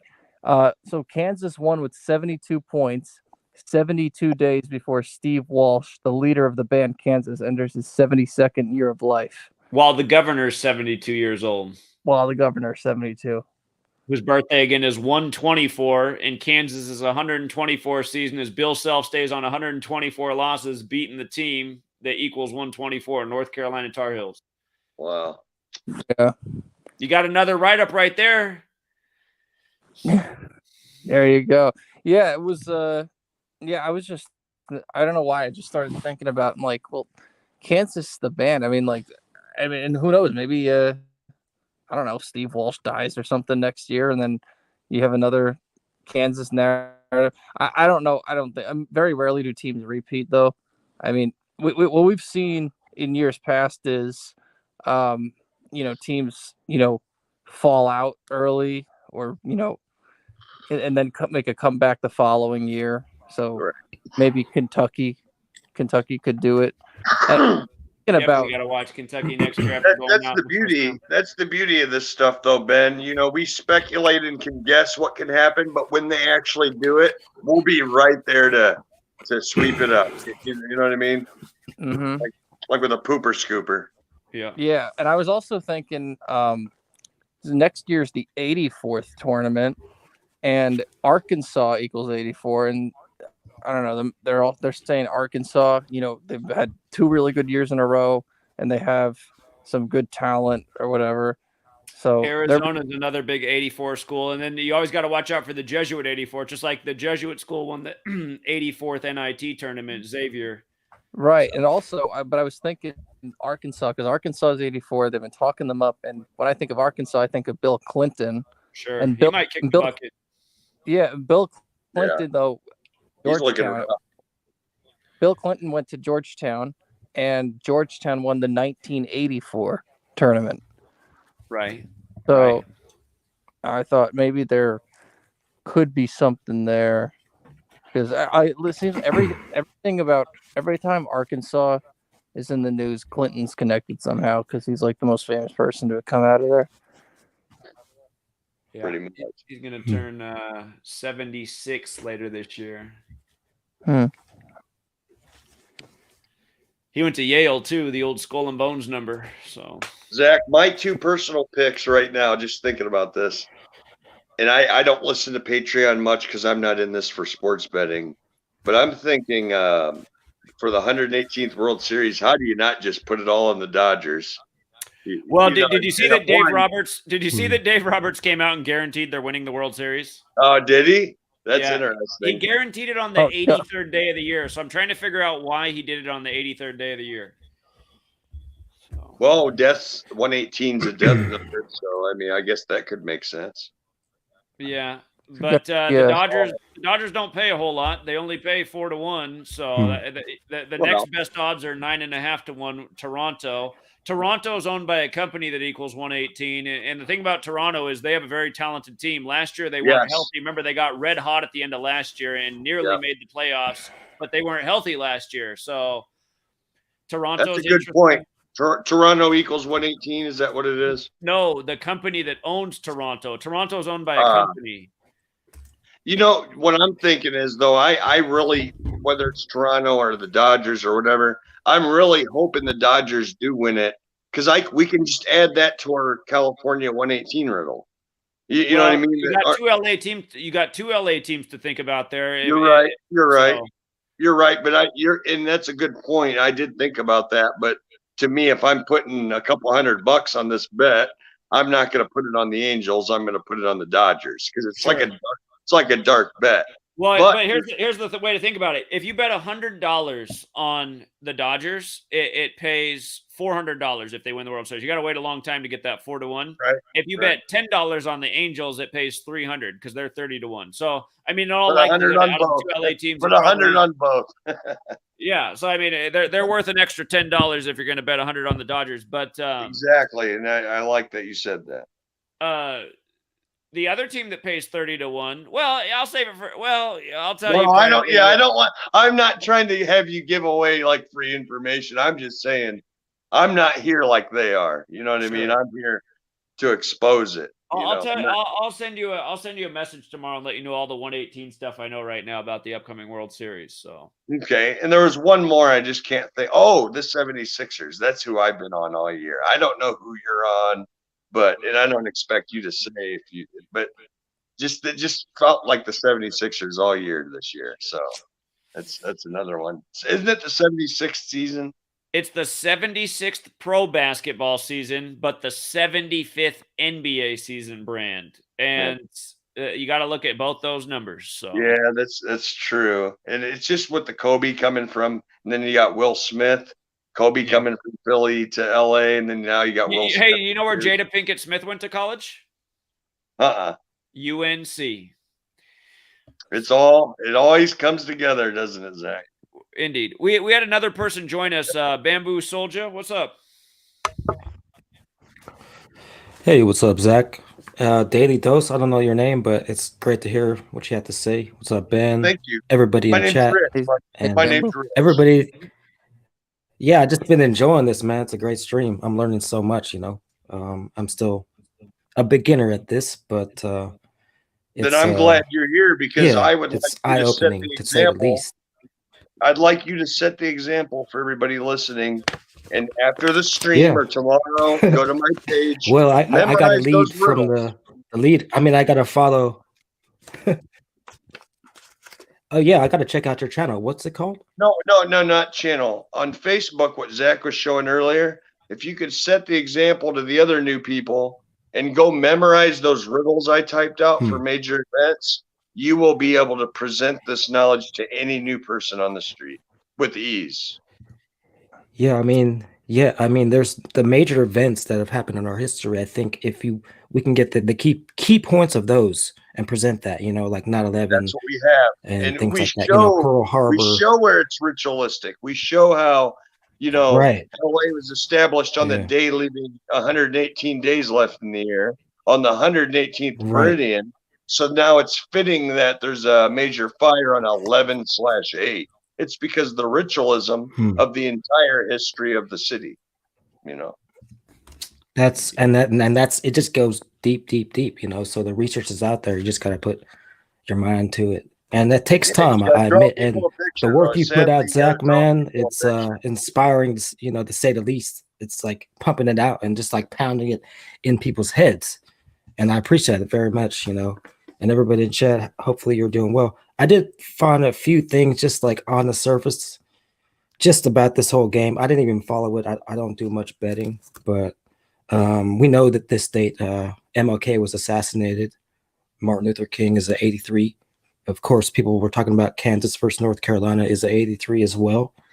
It's pretty interesting. So I just wanted to try to find something that connected to the Jayhawks. And he was killed. MLK was killed at the age of 39.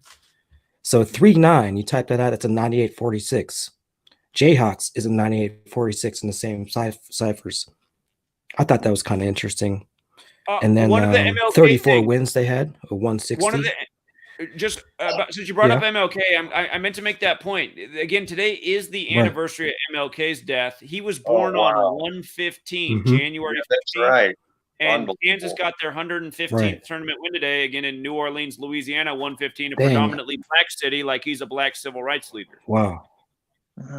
Wow, I should have looked into it. I mean, I just really did just a brief surface decode of it, but that right there just adds on to that.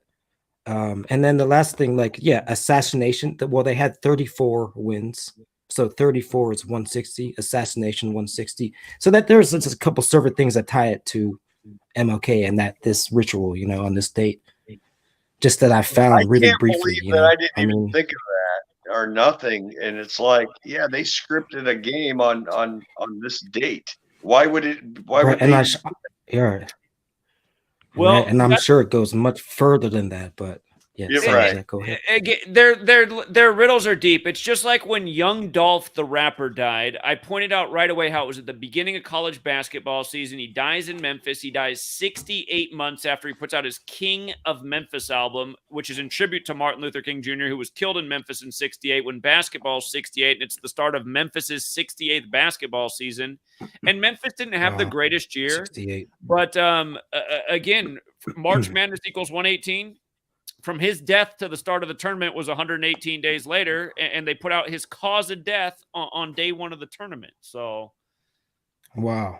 you know, Yeah, I mean, and there must be, but again, it kind of mystifies me because it's like, well, they only won they had one upset in the opening round, but then they lose to they battled Gonzaga in the second game, but they lose. But it's like, why? I mean, maybe ultimately that was what it was about, just to show that the clue was there and it was going to be about 115 in the championship with Kansas. But maybe somewhere in U.S. history, there's something with Kansas and Tennessee, or there's something in history with Kansas and Tennessee. And I don't know it right now, but it's out there. But again, these people that do this, it's like they have the world's history because they've been rigging the riddles and making the headlines and making the history. And it's like they hold all the puzzle pieces and they kind of give us like little clues at what the puzzle's going to be this year. If you're paying and people think you must predict something based on what you're saying. No, that would mean you don't have to necessarily predict it. But when they do it, we're going to be right there to see it. So. But that when you do predict, you know what I wonder, kind of like, you know what I mean? What secret? Oh, sorry. Go ahead. No, I said what I needed to say. I was just gonna say, like, it kind of makes me think, like, there's got to be some shadow secret government agency out there that just has people that are putting these numbers together. There's got to be, right? Jesuits. It's the Jesuits, man. I mean, yeah, I mean, like, but yeah. They are the shadow government. Like, I know they built it. Yeah, that's them. Yeah, exactly. They built the stadiums. They built the technology. They built the education system. We're living in their world. People don't know the education system that is rooted in the original Catholic university. I mean, it's not an accident that Jesuit order equals school. And by the way, that number 72. How much did the school win with tonight? 72 points. So. Interesting. 72. Wow. 72. Yeah, 72 days before the leader of the Kansas band's birthday, too, and when the governor's 72 years old. It's like. And it's the same stuff year after year, showing how these mayors are synced up with the championships in their cities, the governors. I should have thought to look at the Kansas governor. I mean, that's the thing. We're looking at the pieces of the puzzle, but even when you do it over and over, there's so many things you can look at. You might forget something that was crucial. Yeah, there's so much. It's almost like you have to look at it through every kind of angle possible, and that's even hard. There's no time for that. So that's why it's so crucial to have this kind of stream right here, because we can bring it all together. And all I gotta say is it's just big ups to that, because we got to share that knowledge. And because some people might see it one way, and of course another person might see it a little bit differently, and that's like meeting in the middle, you know. I think that to comment on what you're saying there, I think the problem is there's too many of us that would maybe explain this all in 20 different ways. So that's where, people aren't going to fully grasp it, because you got this guy explaining it this way, this guy explaining it this way. So it's all about being a team, in my opinion. Right. Sure. Indeed. And no doubt. Yes. Again, for all the people out there that are still listening and are skeptics, again, just, Victor was just on here a minute ago, and Victor's made it public information now, so I feel fine saying it. But, this knowledge brought him the ability to escape the 9-to-5. He now makes a career doing this. And not only did he get that, he also met a beautiful woman, and they're now married. And, that's again, beautiful. they came together Big up through this to work. that. And you got young Ben on the stream right now who met himself a nice, pretty lady. Big from up Ben Canada. too. And Kayla again, too, man, doing her thing, and so many good people in this community, man. Yeah, I think Amazing. Kayla's taken for all the guys out there, but yeah, again, I mean, this knowledge can bring you all sorts of things. And again, this is like a community that's growing. I hate when people come here and say we're a cult. I mean, it's just so annoying. It's like, no, we're people sharing information and just trying to figure out what's going on in the world and get justice. Rambo spitting fire every TFR, man. That is amazing what he's talking about, Rambo. Well, he's got a great Gosh. YouTube channel now too, The Truth Codes. Yeah, and He like does. about the whole cult thing, like I can't tell you, like, and especially when it comes to like the Christian channels that attack Zach from time to time. It's like, oh, they say, oh, Zach, and you know, why are you practicing gematria? This is very satanic and cult like. It's like, are these people like? But like, I want to say like most of them, if not all of them, are trolling. But I know from a personal account that I actually heard from tonight. I won't say who it was, but there are people in the world who truly think that, despite how absolutely dumb that is. Like, to think that we're practicing Satanism and cult like things. Like, no, we're exposing it. It's like, we're exposing the people who do. Right. It's like you're exposing the people who do this. Like, what? Unless you think that Zach is like pulling all the strings and rigging the games, and then he's just exposing himself, which would be absolutely dumb. Like, it's like I don't get it. I don't get it with people, man. Like, and then all the Simon Dan people that came over here the other day. I'm like, where did all these people come from? Man, Dan agreed to debate today, but what was interesting is after he agreed to debate on Twitter, all of a sudden all these new accounts started posting beneath it. Yeah, if you go to my Twitter, I said bring Simon Dan on here right now. Then I'm not on Twitter. I noticed that a bunch that's of good accounts to hear. started responding like, well, "You shouldn't debate him. He's an idiot and a weirdo. He's got a temper. He's a crazy person." Because he was at the point, he said, "I'll do the debate if you do it on my channel." And I said, "Fine, you just name the time and place." And I'm still waiting for him to say the time and place. So, but I noticed a bunch of little bot accounts started saying that he shouldn't debate me after that. I don't know if those are his handlers or what, but yeah. Again, it's funny that a lot of people want to talk shit, but nobody wants to debate. So I'm happy to debate anybody on this subject. Well, I'm glad he agreed to a debate too. I mean, there's a lot of shut him down just by showing him my 13 typed out riddles. Have him read those. How is he? That's what I commented on his video. How do you explain the Sandy Hook? How do you explain California fires, coronavirus? You can't explain that. So Simon Dan would be shut down in 5 seconds. Well, but again, his strategy, I already seen what his strategy. It's just going to be to belittle and make fun of and say, well, look, my sentence says this, so what do you got to say about that? And again, that's all it takes to appeal to a herd of dummies. And that's the problem with this world. I mean, you can make a bullshit argument and just laugh at it and say it's stupid, and that'll be persuasive to the masses who are used to just going along with total loads of shit. So that's the if that's the case, and he did agree. I hope it happens, and can't wait to see that happen. I'll try to be in those comments of the video for sure. So I'll show you just how mature the discussion was here that set up the debate. But I was trying to reach out to him in a nice way in a number of ways, and he wasn't responding. So today I finally let me find it. Today I finally left this comment. Where's it at? If he's listening, bring him on now. You never know. Maybe this is the way I like to handle things. Yeah, jump on now. Dan, shut the fuck up. Simon Dan, I see you, scared little bitch. And so anyway, that got him real quick to respond. He goes, ooh. He goes, remember, he's British. He goes, petrified, matey, seriously shaking in my boots. And as you can see, that has the most likes. Again, this guy has 500,000 subscribers. But hold on, where do we get to it? Where's it work? There's a point here where he offers to debate as long as it's on his channel. Wow. Hold on. He says, okay, I offer my channel as the forum, and I gave that a like. So we could go on there and tell him the truth of 9/11, coronavirus, Sandy Hook, and he'd have nothing to say. You could literally shut him down. But that means he has to shut up and listen. Wait, who's that account? The Conspiracy Cats? Who's the one that's talking about setting up the dates? Is that his handler or something? What? I look forward to it. I'll let Dan suggest some dates and times, and we can pick the ones that probably. Is that like his sidekick or something that we don't see? Well, I don't even. There's a whole lot of comments that seem like people that could be his handler in here. But anyway, I'm waiting for him to respond. He said though, I'll do it if it's on my forum. So, I look forward to that. I'm glad he did that, and let's see it happen, Dan. Better than Professor Dave. By the way, new footage is out of he print.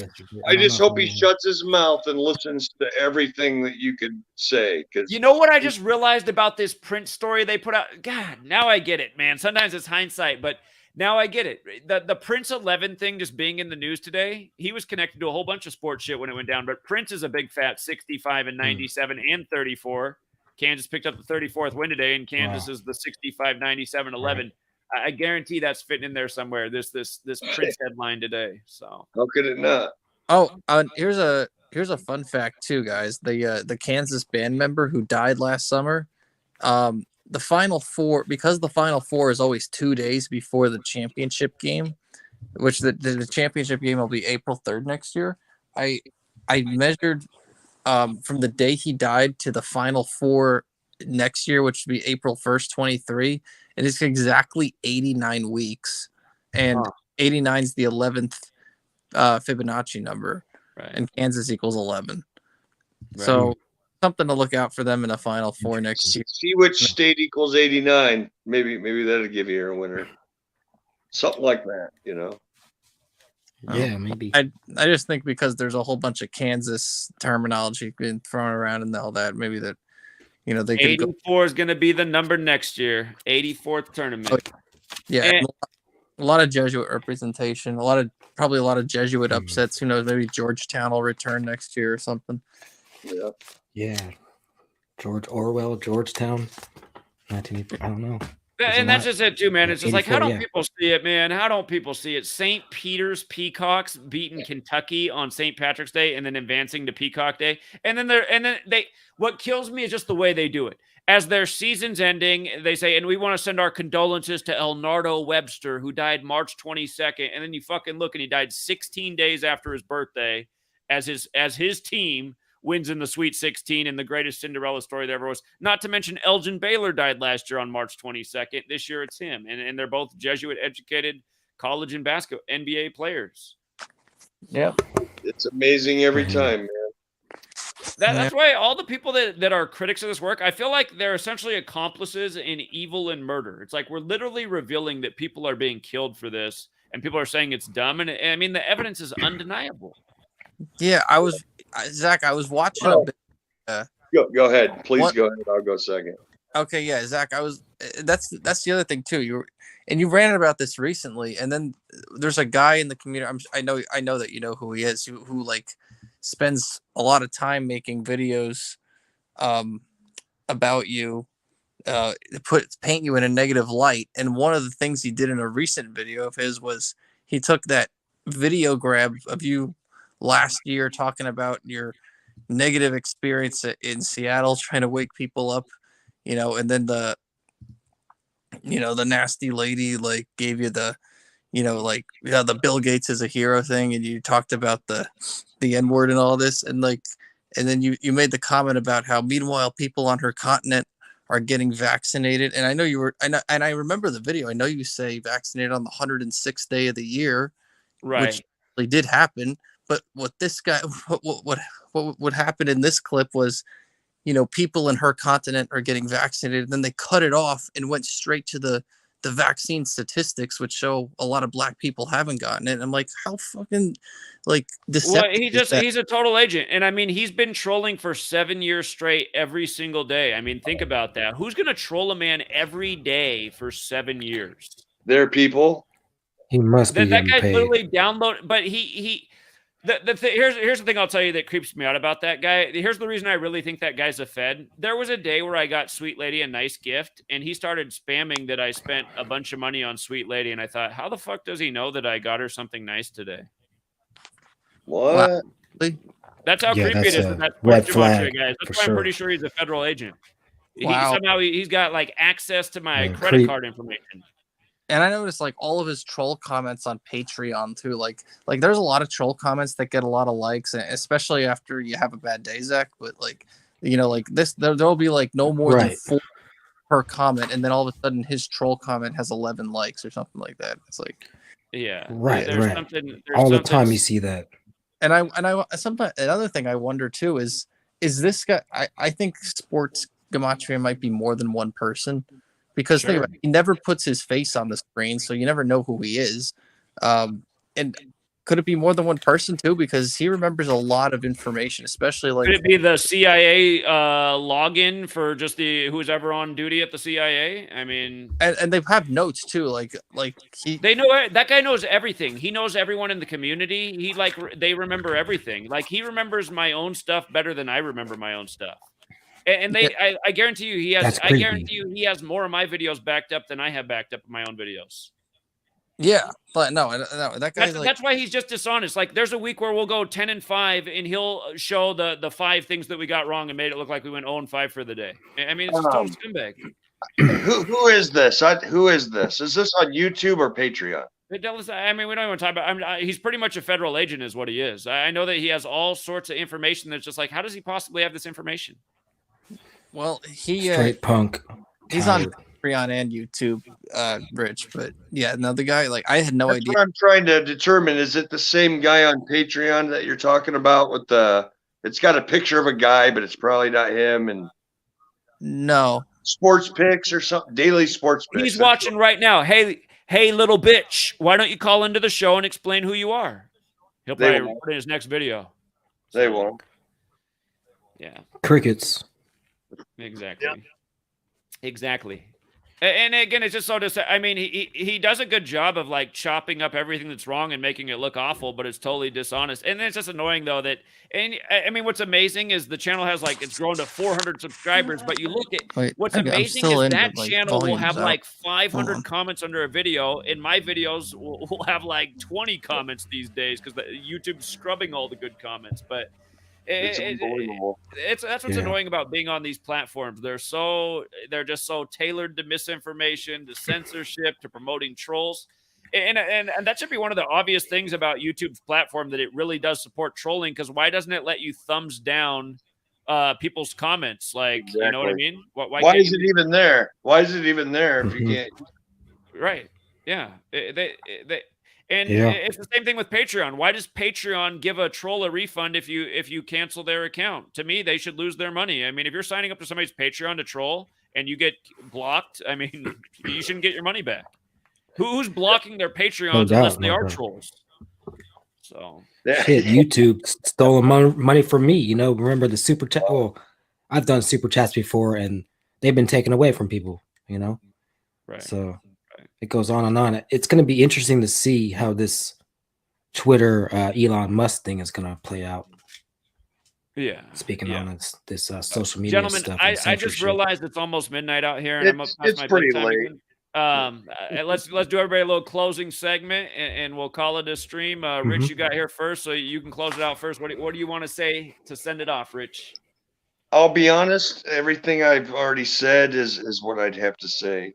All right. Spoken like a man who just enjoyed a joint.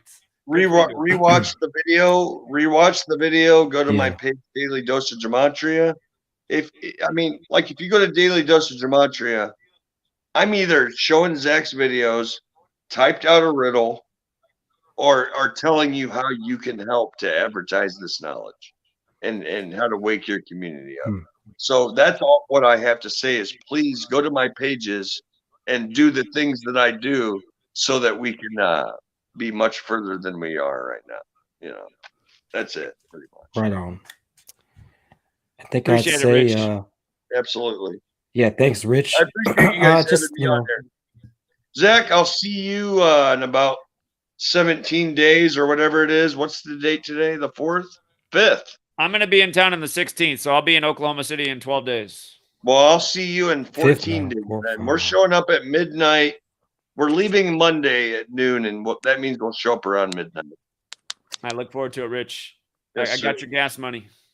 Oh, that's nice of you. We're staying at the hotel that you made a video about. I forget the name of it. Hey, is weed legal in Oklahoma? Yes, but you got to have their little card. Oh, come on. So don't worry. I got people there I can get some from. I think we'll be all right in that department. Sports Gematria is gonna have the feds on us. I'm gonna roll as many as I can. So very good.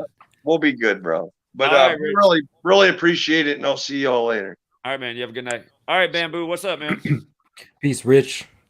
Well, it's just nice to hear the information you presented, especially tonight. lot of things going on, and I hope people start waking up a little bit. I mean, I want to say also, like, last night's stream was so amazing. I think that's such an amazing way to show people that are not realizing what's going on. The slideshow, that was amazing. Love that stream. So big up to that. And what you're talking about. So that's on Jeff Young's page. So Jeff Young, if you go to Jeff Young's page, if you don't know Jeff Young, he's our resident rock star. He used to be the guitarist of Megadeth, but he's got a photo album on here. Shit, I don't know how to get it's somewhere in here. He's a musician too, but he's got a photo album in here somewhere of go to Gematria Effect News 25, the stream last night. It's linked in there. If it's still up, hopefully. The 2-hour mark in the video, he comes in and we link the wherever he shows that from. But he's got an awesome album of just Illuminati symbolism in the entertainment industry. And this is a man who, was in the entertainment world, so he knows a thing or two. So yeah, that was big. I think that's an amazing way to try to wake people up, seeing their idols, their celebrities, the people they follow all the time in music, in acting and stuff, but just rubbing it in, image after image after image. There's no denying it, and they see that. I think that might wake some people up. That kind of I agree. It could be that, like, if Gematria doesn't click with somebody, that just looking at those pictures over and over and the redundant symbolism, why is everyone doing the same thing? It should make some kind of light bulb go off. So seriously, that's what I'm thinking too. So just glad to come on and just chime in from some of my thoughts, and glad to gather all the information from the chat and the panel tonight, and appreciate it very much, Zach. Keep up what you're doing. Unfortunately, I don't think I can make it to LKC. I can't swing it, but if you ever come to the Bay Area, bro, you have a place to stay. I'm going to come down to California soon. I'm going to come down to California soon. I'm going to do some kind of gig with Jeff Young. We're going to get his music out there, get some music knowledge. He's in the Bay too? No, he's in LA, but is he down in LA? Oh, he's in LA. When I go down to LA, well, if you go down there, you got to make it up though. Yeah. I'll stop in the Bay when I come through. I'm coming from north of you, so right, exactly. So, anyways, thanks a lot, Zach, Ben, everybody came up on panel and chat. Bless up. Have a good rest of the week. Thank you. Good night. For the rest of it. Bamboo. Peace. All right. Peace. All right. Young Ben, growing up on us, gets the last word. I don't have anything else to say about decode wise, but yeah, about that troll that we've been talking about. I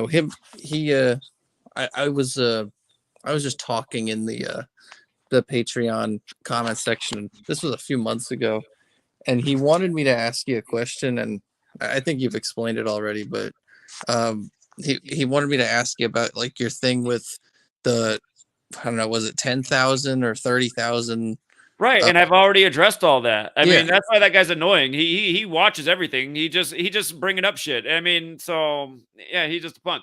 Yeah. And again, it's like I said, I did say at one point that when the Patreon gets to 10,000, I'll hire an employee, and I was going to do that. And we were in the process, and the person just didn't show me enough initiative. And I don't want to talk about it too much because that person's still a great contributor to the community. And it started to make me feel bad because when I announced that I was going to hire somebody, about 10 people reached out and said, "Hey, is it me?" And I was like, man, these people are all great contestants, and it seems like they want it more than he does. But then I also had Sweet Lady in my ear. She's like, "Zach, you better save up some more money in case they cut off your Patreon, because then what are you going to do? Just have to fire them right away? And then what? They quit their job to work for you, and now you don't have any money to pay them." And I said, yeah, you're making some good points. So again, my strategy is when we finally, again, I mean, people should see that every day I'm here working at the cause. And when there are enough resources, again, I intend to do everything we've ever talked about. Hire a team of people. But again, money is coming in, but again, it hasn't come in the way that I'd like to. People are acting like I'm a millionaire. Nowhere near. I mean, nowhere near that amount of money's come in. I was hoping my last book would make me at least $100,000. It's made like $30,000. Between the two books I have out there, I've probably made just over $50,000 over the course of since what? March of 2018 from the two books I've written. And I mean, look at the books I've written. They're good books. This is a great book. It should have sold way more than it did. this book. Well, yeah, and a large percentage of The thing those. is, from $50,000 from these 2 books that I made, if I want to pay somebody $50,000 a year as an employee, that's not enough resources. And I know the asshole keeps saying that I'm making so much a month on Patreon. He's talking out of his ass. I'm not making that much money. I mean, he's just spreading all this false information while saying that I'm the liar. It's just so fucking annoying. But well, I noticed that a lot of people like to cancel their Patreon subscriptions at the end of the month. Right. Like That's the other thing. That's the other big gimmick. So I mean, it's just, right. So like people have the $5 pledge or whatever, and then they'll remove it on the 30th or the 31st, and then Right. go through, and then they'll just renew it. Like so really, I mean, like, I don't know. I mean, if you have 6,000 plus patrons, and then by the on the 31st and the 1st of the month, they'll have like 5,400, and that drops down whatever the revenue should have been. So, and again, the day there is enough resources, when I feel like there's enough resources there to be like, okay, we have money in the bank in case they do shut us down on Patreon, and we'll figure out some other way to raise revenue. It's going to happen, but the one fear I have is that we're further in the game than I want to be, and Schitt's Creek is just around the corner, and we're not going to achieve the goal. But at the end of the day, I wouldn't say that was my fault. I mean, I've worked my ass off every single day for going on 9 years now, and told people, like, can you just pledge $1 a month? I don't know. Where are the million people in this world that don't find this work to be worth $1 a month? I just don't get it. I really do think, like, he has a problem with me saying that I think there should be 1 million people pledging $1 a month. You know what? Let me up it. I think there should be billions of people pledging $1 a month to what I've been trying to accomplish in this world. Because who am I advocating for? I'm advocating for the people of the world that are getting fucked over by these tyrants. We need resources to fight what's upon us. Like, I make the same point. Don't upgrade your fry and drink one time this month at the fast food, and you'll have that dollar to pledge to the cause. I mean, do you really need extra salt and sugar and grease? I mean, is the truth not worth $1 a month?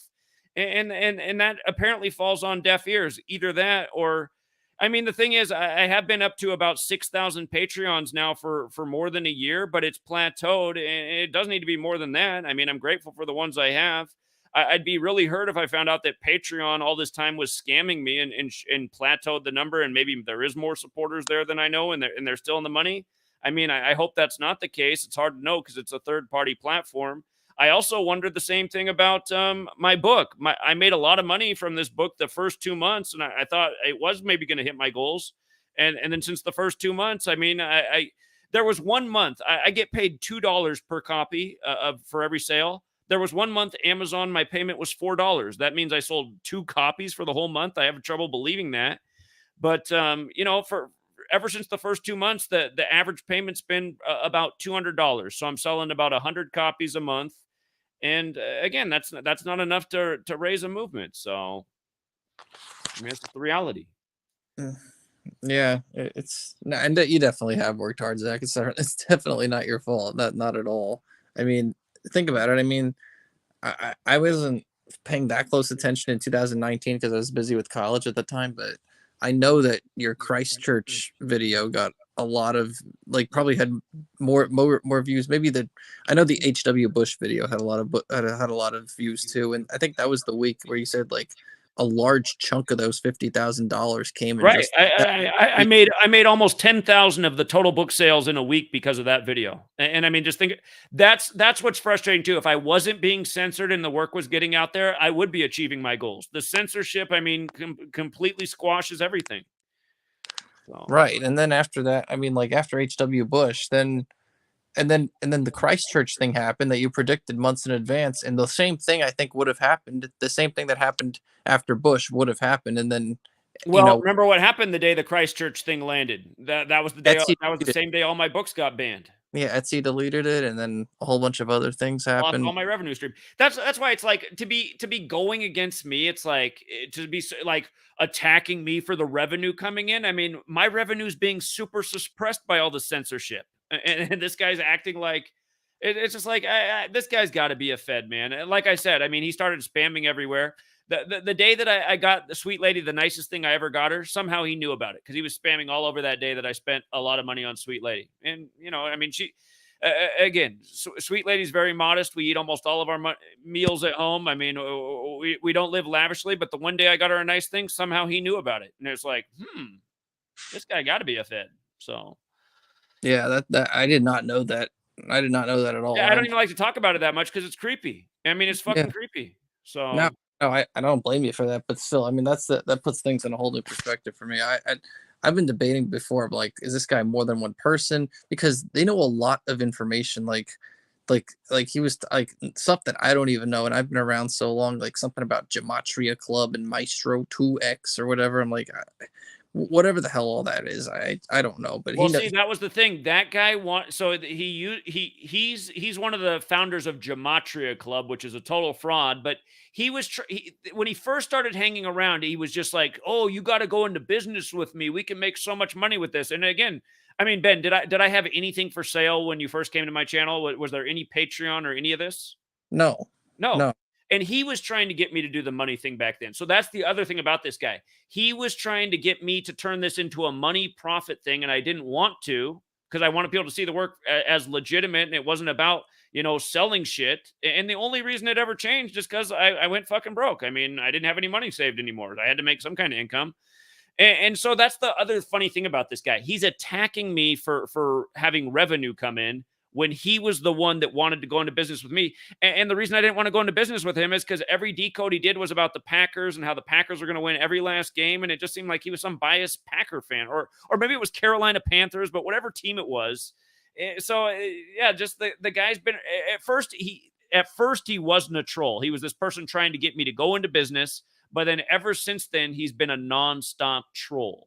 So, and then ultimately, what is he really? I mean, somehow he knows, somehow, unless he's like some super hacker too, and he knows how to get into people's credit cards and know when they spend something. But yeah, Well, yeah, and who knows? Maybe that was the plan all along. I mean, you've had people come along that, you know, you thought were, you know, you were trying to be friendly with you, and then they end up scamming you out, whether that's running up your credit card on lunch that they took you out to, or Sure. whatever.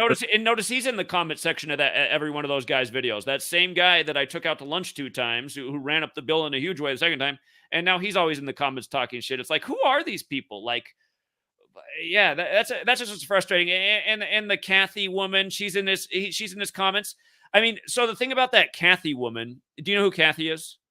Is it Gematria? Yeah, who spells it with an 8? Yeah. Yeah, so she was when I finished this book, she kept emailing me, literally begging to help like me write the labels for who I had to send books to. So I kept telling her I didn't need to, and I appreciate the offer. So finally, because she just kept emailing, and then she started getting mad. She's like, "Zach, you don't delegate anything. It's why you're not getting enough done, and you need to let people help you." I sent her 200 to help me out with 200 labels. She literally did at least 100 of those. She filled out the wrong address.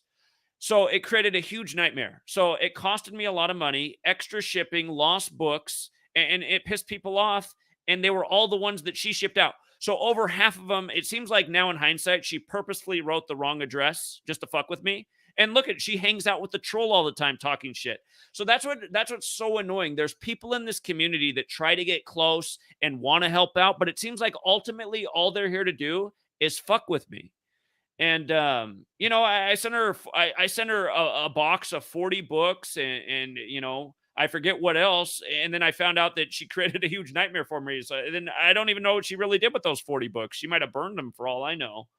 But yeah, there's just so many people that hang, and ultimately I get why. It's like we are exposing serious shit. We're exposing the federal government, major agendas. We're helping people take money from casinos. We're doing all the things that the powers that shouldn't be don't want done. So I understand why there's an operation to constantly fuck with me and have agents come out and hang around. And I mean, like, it's just like the biggest mistake I ever made was trusting the 2 guys to build the All for Truth website, who totally turned it around and fucked, you know, I mean, trashed the website and essentially stole the money and made me look, and I mean, I made myself look bad, I guess, by trusting him and not doing better vetting. But I mean, it seemed legitimate, but it's just annoying that, and I mean, you learn from your mistakes, but there's so many people who've acted like they were friends who ultimately were only here to do damage. And it's just, it makes it hard to know who to trust. So, Yeah.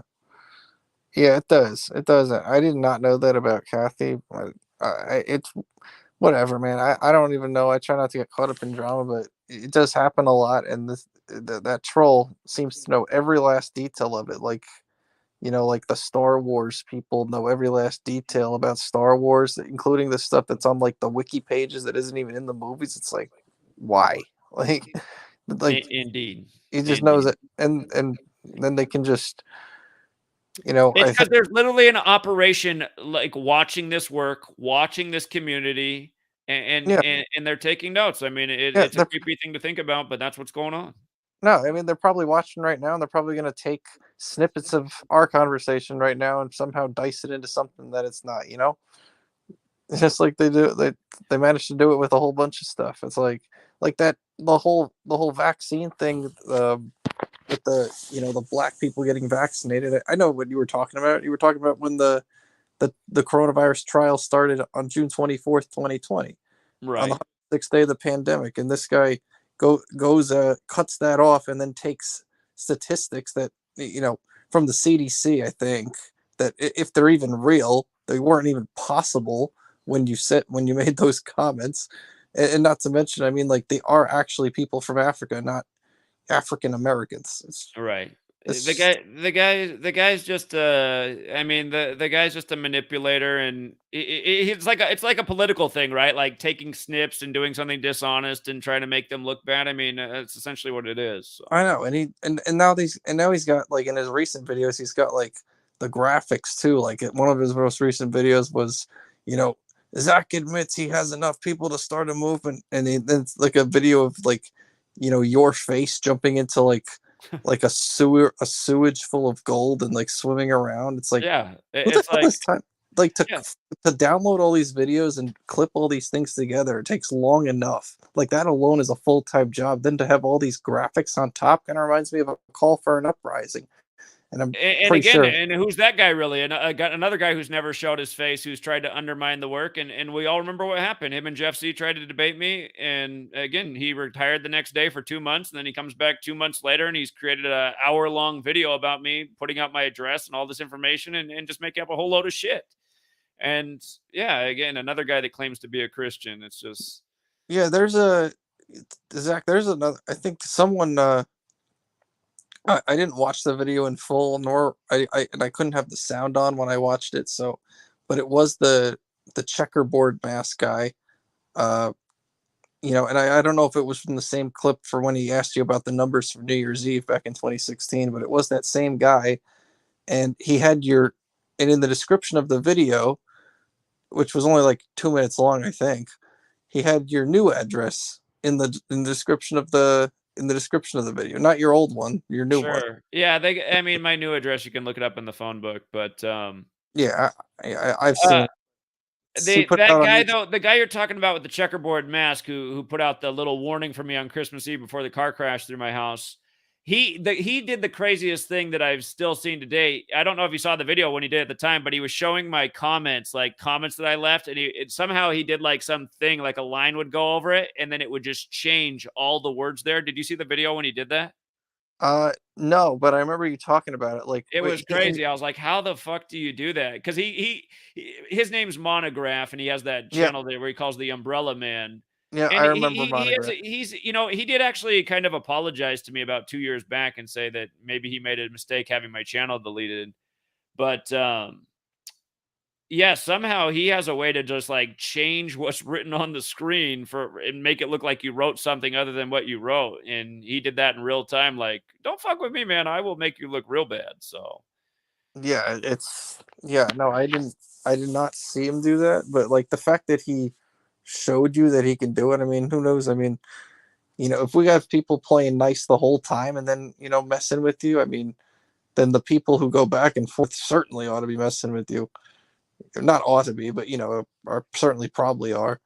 sure. So But I mean, it is what it is. I'm used to being trolled and harassed and people fucking with me and getting weird stuff in the mail and just all the shit I've been through. So I mean, Oh yeah, that's the other thing. As far as Monograph goes, I mean, the whole squirrel incident where the squirrel showed up on your property after he made a video about you and a dead squirrel. I mean, like A dead squirrel right there. You know. That's almost as creepy as the whole gift thing. So.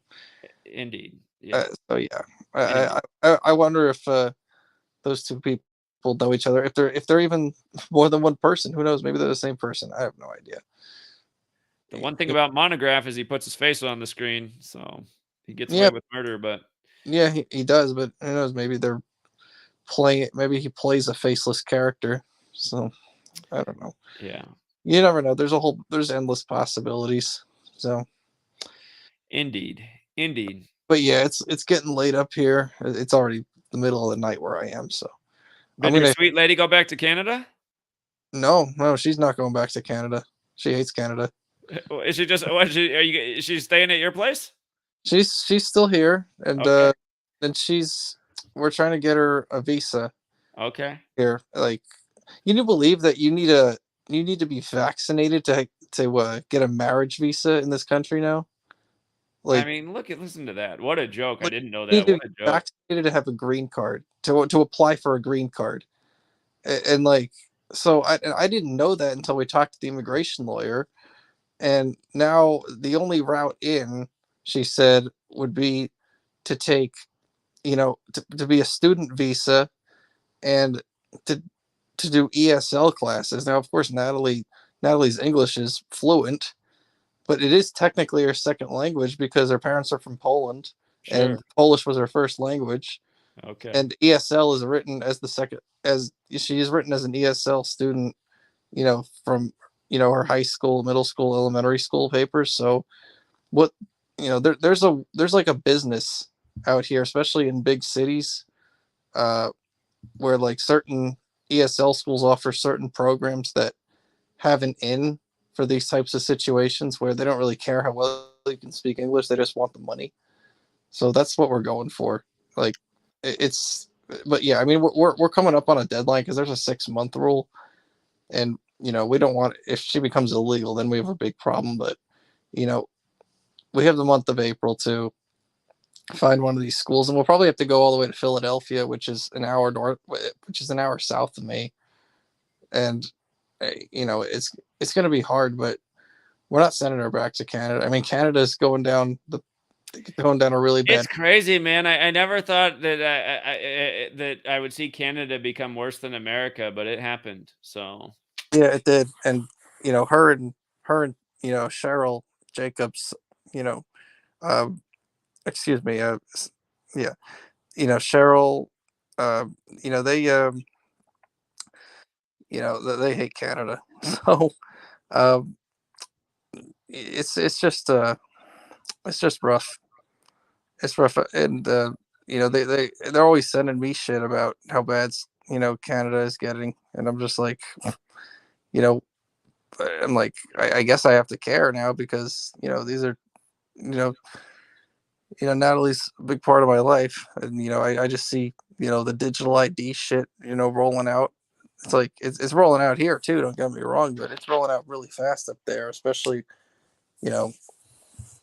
Trudeau is one of the big pieces of the World Economic Forum. Hey, there's even a video of Klaus Schwab saying, yeah, we penetrate the cabinets. And he says Trudeau is a part of his young global leaders, and he's penetrated more than half of Canada's cabinet. And honestly, the same is probably true here, just not as public, but it's just, these guys are penetrating in more ways than one. Hey, have you seen the viral clip of Anthony Fauci that got dug up that's been going around from him on what he said back in the 90s on C-SPAN? Oh, about the vaccine?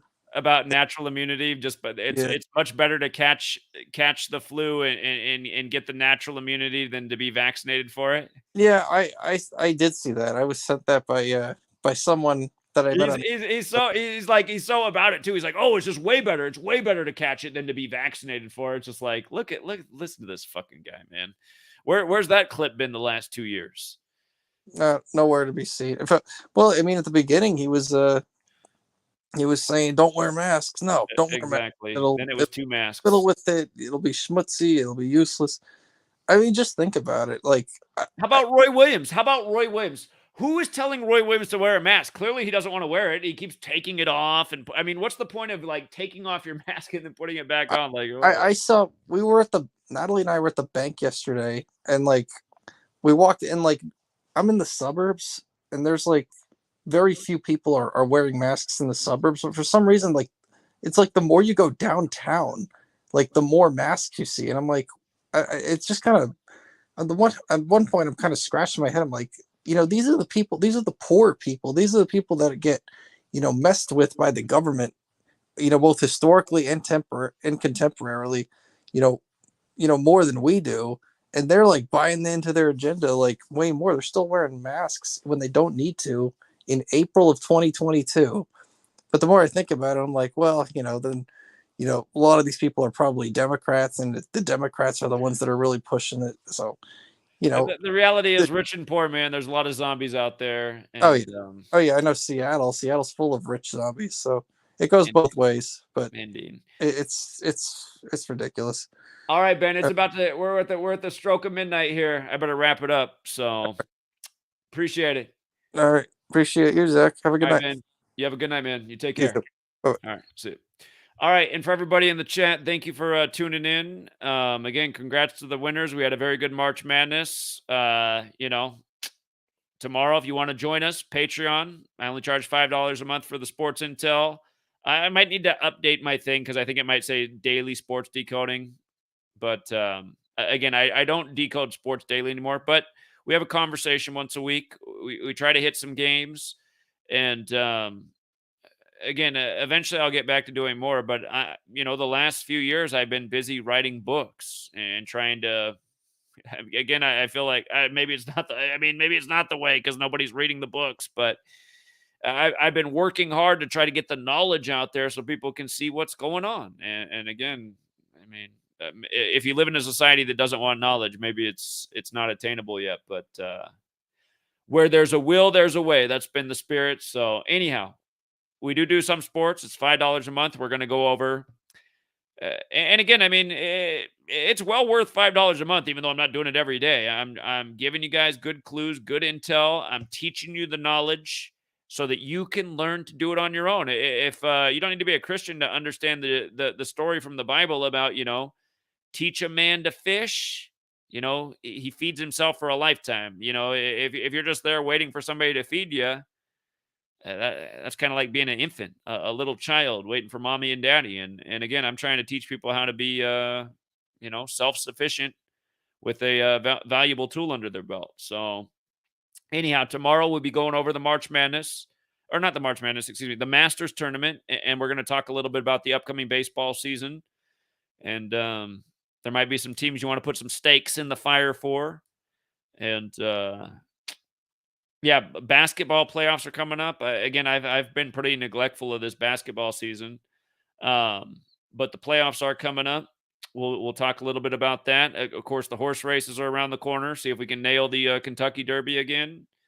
Again, the nice thing about the golf events and the Kentucky Derby, and you know what? This knowledge applies to NASCAR. There's people that have won a lot of money in NASCAR. I mean, there's a lot of people who've learned from me who've done great decodes and hit with NASCAR. Bally Go Backwards is doing it with golf and NASCAR right now.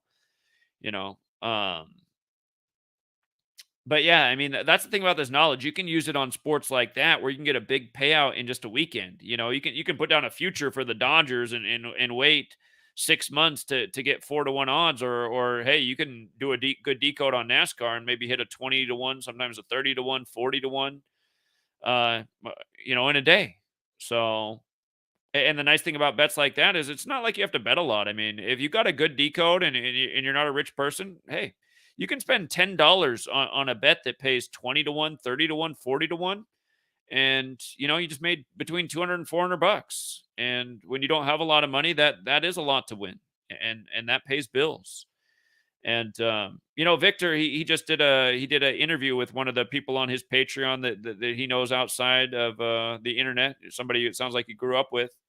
And he finally got the friend of his that he knew to look into Gematria, and he told his story. Like he's made a lot of money. He's been doing it for 9 months.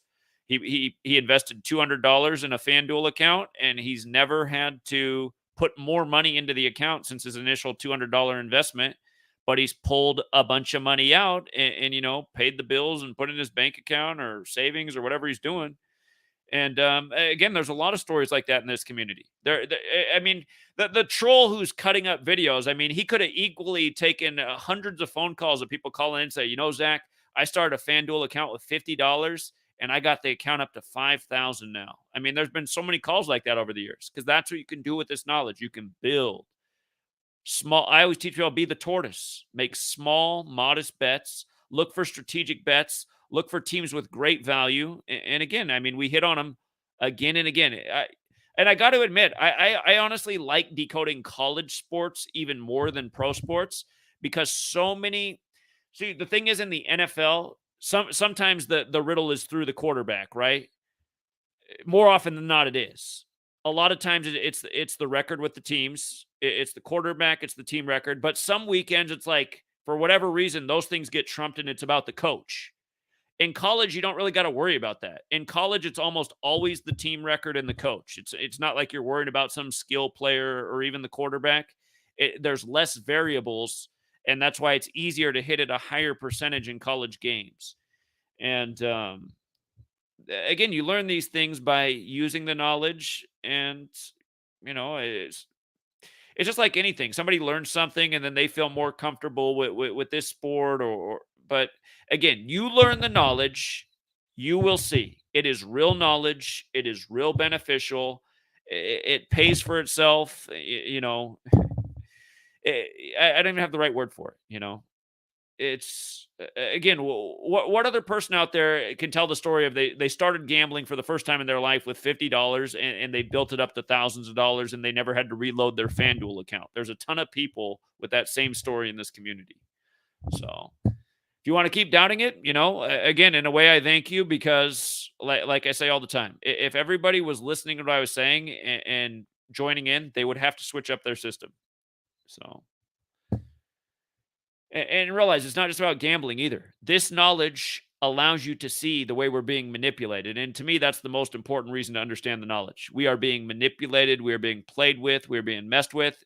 If you guys aren't following me on GematriaEffectNews, which I keep having to make a new channel every month because all the censorship, again, just look at what they do to us every day in the news. I'm showing you every day how this same knowledge, how they just mock us, you know, as they take away rights and liberties and scare us. And they scare us into consenting into their agendas, giving up bodily sovereignty, you know, giving up our rights and liberties, mom and pop's business. Again, you learn the knowledge you see. So we'll leave it there. Again, thank you to everyone who joined tonight's stream. Thank you to everyone who participated. And again, thank you to everyone who supports the Patreon. I really do wish 1 million people pledged $1 a month. Again, I never got into this to be a millionaire or to be rich. I got in this to change the world. If we had $1 million a month coming in from 1 million different people who supported the cause, we'd have an army of people behind us and we'd be able to hire a team of people and, you know, fly circles around the nation, pounding pavement in every city. We could have flown a team down of people to New Orleans tonight to educate about the death of Bill Self Sr. and say, hey, listen, Kansas fans, are you sure you want to spend all this money on this team, on its merchandise? I know you love the sport of basketball, so do I. But is this how you want to invest your time and money in a rigged game where Bill Self Sr. had to kick the bucket? Again, you guys, Bill Self Sr., his name equals 66 in gematria. Kansas gets to 6-6 versus North Carolina. And how many shots did they take tonight to do it? They took 66 shots. And this isn't hindsight. These are things we talked about before the game. And again, in the 6th championship all time for college basketball in New Orleans. But look it up. Bill Self Sr., 66, dead by the numbers. Kansas just became 6-6 versus North Carolina, and they had to do it with 66 shots. So you don't think these games are a script? You better, you better clean out the eyes right here and that third eye, and pay attention to what's going on in these games because it doesn't make any sense if you know how to play these games. I mean, if you play basketball, you know it is a game of runs. Runs happen in basketball, but look at the runs and how manufactured they are tonight. You go back and watch tonight's game. Look at the way North Carolina got way up. What was Kansas doing? Well, look at the way North Carolina just gave it away in the second half. I mean, just playing with no discipline, no common sense. You have a 15-point lead and you're a good basketball team? play smart, not rush down the court and hoist up a 3-pointer from 5 feet behind the arc. What's the point of that? Playing into the opponent so they can come back? I mean, it's just so obvious. And for all the trolls out there, like literally, if you guys are a troll and your job is like, I really do feel like some of the callers we heard tonight to be in the stream, like I have a feeling that they're like getting paid $10 an hour to troll and just hang out on my Patreon day, and you know, they're getting $80 a day, $10 an hour, minimum wage in their state. If I'm right about that, I mean, do me a favor, actually. Listen to the song Rage Against the Machine, which is the biggest sellout band there ever was at this point in history. But listen to the song Rage Against the Machine, Bullet in the Head, and realize that song's about you. Literally. So, but everybody, seriously, listen to that song, because that, even though that band is proven to be the ultimate sellout 20 years after that song came out, if you guys don't know, they've been requiring people to be muzzled and vaccinated to come to their concerts lately. It's just like, oh yeah, you're really raging against the machine. But still, the lyrics in that song, Bullet in the Head, I mean, that is the song for the sheep. For more reasons than one.